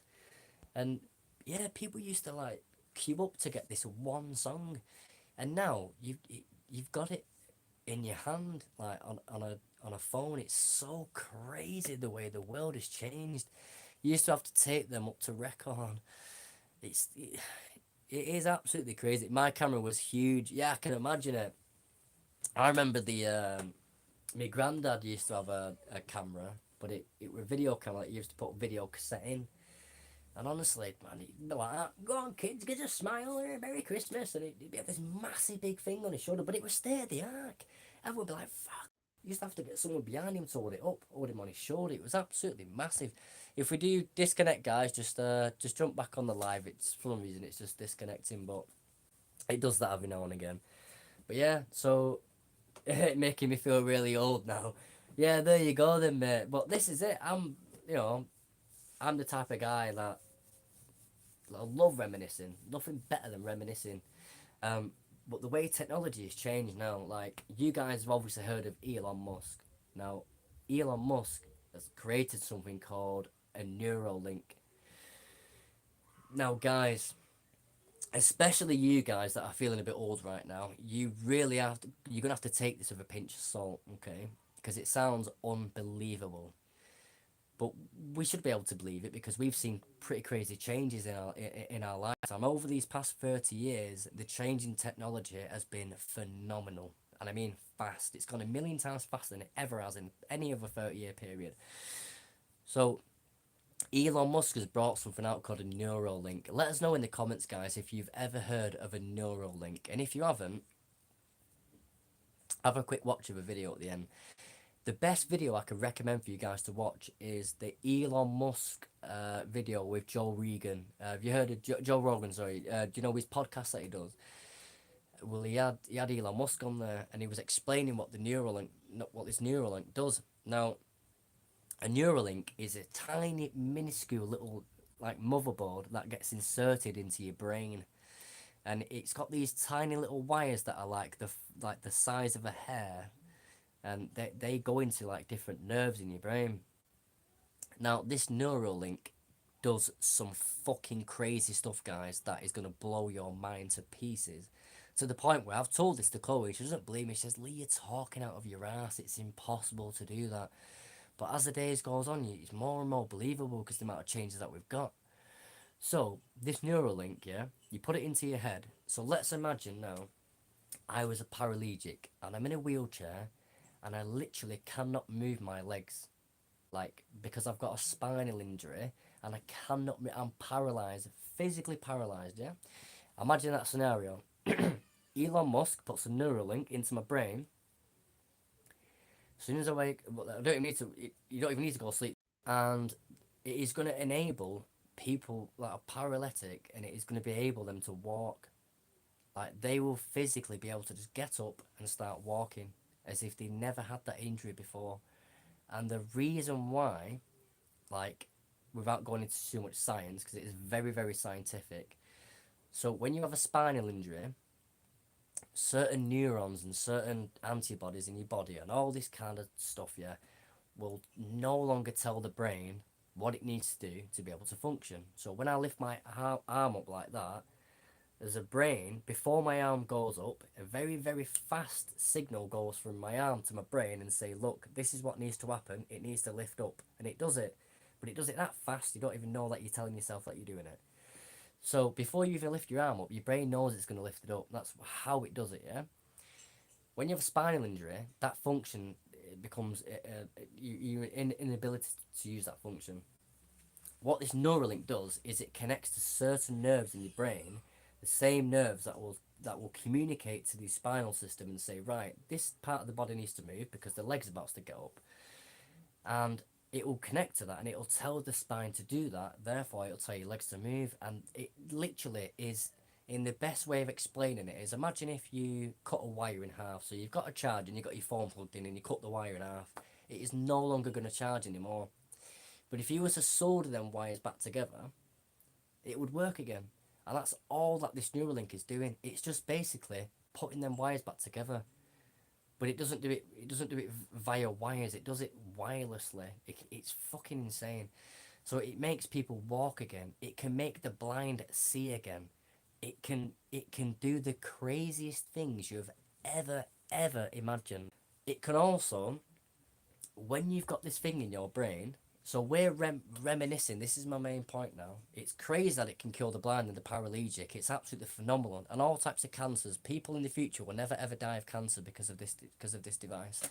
But what I was getting to the point is we're reminiscing now about all these good times that we had in the past, and imagine if you could replay those times. Like, we've got this mental image now, but some of you people don't know what that mental image looks like because you've never seen it before. You've never seen these items that we're talking about. And imagine if now I could go back 20 years to when I was a kid, and when I'm sat there with my Mega Drive playing a game, and I can show you that memory like a video. So, as an example, I'm talking to you now in a video. Imagine if I could just go bang like this in my head and wirelessly send you my memory from my brain to your brain. Obviously, you have to have a neural link. If we both had a neural link in, I would be able to actually send you certain memories and send them to you, and you will be able to play it in your head, and you will visually be able to see it. So you can pause, rewind, fast forward, and save memories. It is crazy, crazy, crazy stuff. Now, what's even crazier is the fact that this leads us to an artificial intelligence kind of life. Like, when people say, do you live in a reality? Well, I don't think we do live in reality, but they've got like this, like, for an example, has anyone ever used a VR headset and actually used a really, really good VR head that looks really, really good? Well, what you'll find is it looks really good. Like, I've had it on my head and I've looked around and I've been in space and I've been like, fucking hell, this looks. But you know that you're not in space. You know you're not in space. You know you're sat in your living room. You might lose your balance and fall over. That's just because your eyes are looking somewhere else.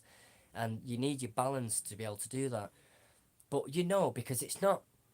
There's always going to be that delay. And there's always that look. If it's not. And it doesn't look like what I'm seeing through my eyes. You know it.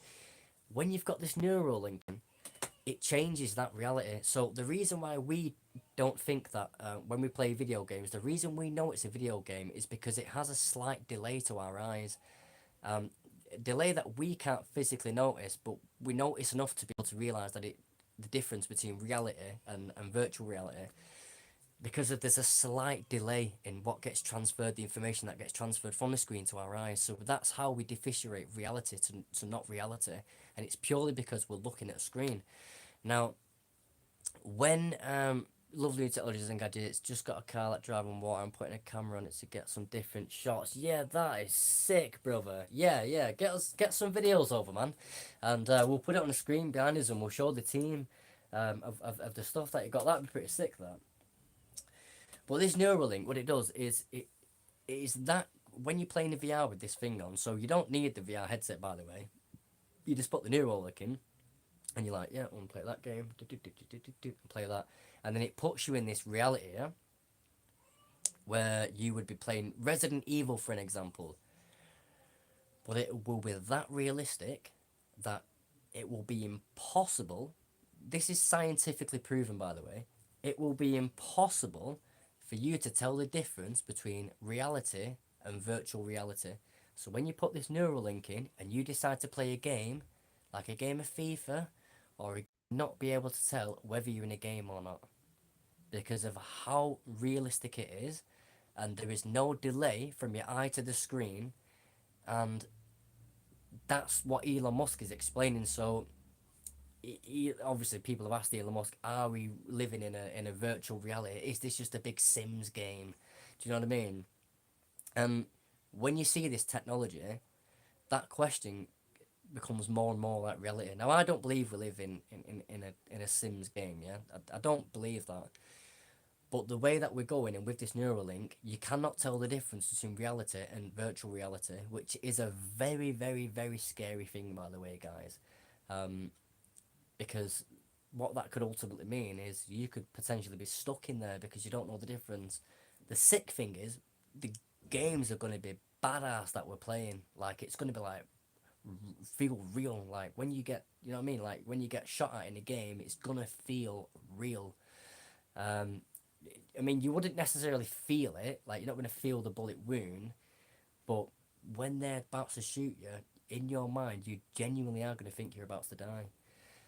That is how realistic this stuff is, and it is scary, scary realistic. The way that the world is going is beyond scary, and that's why I like to reminisce about what it was like when I was a kid, because you never had any of that. Nowadays, it's just too crazy. They're bringing out, what is it they're bringing out now? The metaverse. So basically, what you'll do is they're now selling things called NFTs. It's an absolute fucking blag. Please do not put your money in an NFT if you ever do it. Have you seen Uploaded on Netflix? No, I haven't actually seen that. Uploaded on Netflix. I have to write that down. Oh, Chloe, she needs my help, bless her. Right, so we're going to end the live in a couple of seconds, guys, then. But just a quick one before we do go. They're bringing something called the metaverse. So what that basically means is you'll finish work, you'll come home, and your missus will be sat on the couch, and instead of giving her a cuddle and say, "Oh, what's for tea, babe?" and "What should we watch tonight?" kind of thing, you'll basically sit down. She'll already be sat down with this headset kind of thing on, or with the Neuralink in, and she'll be sat on the couch like that. And then you'll walk in and you'll sit next to her and you'll plug your thing in, and you'll be like, "Oh, you're right, babe," and you'll both be speaking to each other in The Sims basically, but in a really upscaled version, and that's what it's going to be like. So yeah, it's fucking insane, guys, what the future's coming. But yeah, never forget the past, guys. Yeah, and reminisce, and as the merch says, guys, yeah, one day your life will flash before your eyes, so make sure it's worth watching. And on that note, thank you very much for tuning in today on Urban Sherman. Congratulations to our winner, Andy. And yeah, if you are new to the channel, I'm Urban Sherman. I'm not with the boys, but we do this kind of stuff all the time, and we explore abandoned places. So on your way out, guys, hit that subscribe button, hit the bell, drop us a like, leave a comment. Feel free to share the video as well. We are trying to push as much as we can on the YouTube now. But most importantly, guys, be yourselves, look after yourself, stay safe, and we'll see you on next Wednesday at 8 p.m. But there'll also be a video up on Sunday for you to enjoy as well. And any of the early bird members, you get to watch it 24 hours before anybody else. Shout out to all my members. Thank you, every single one. Shout out to all subscribers. I love every single one of you. Peace out, and we'll see you next week, guys. Love you all.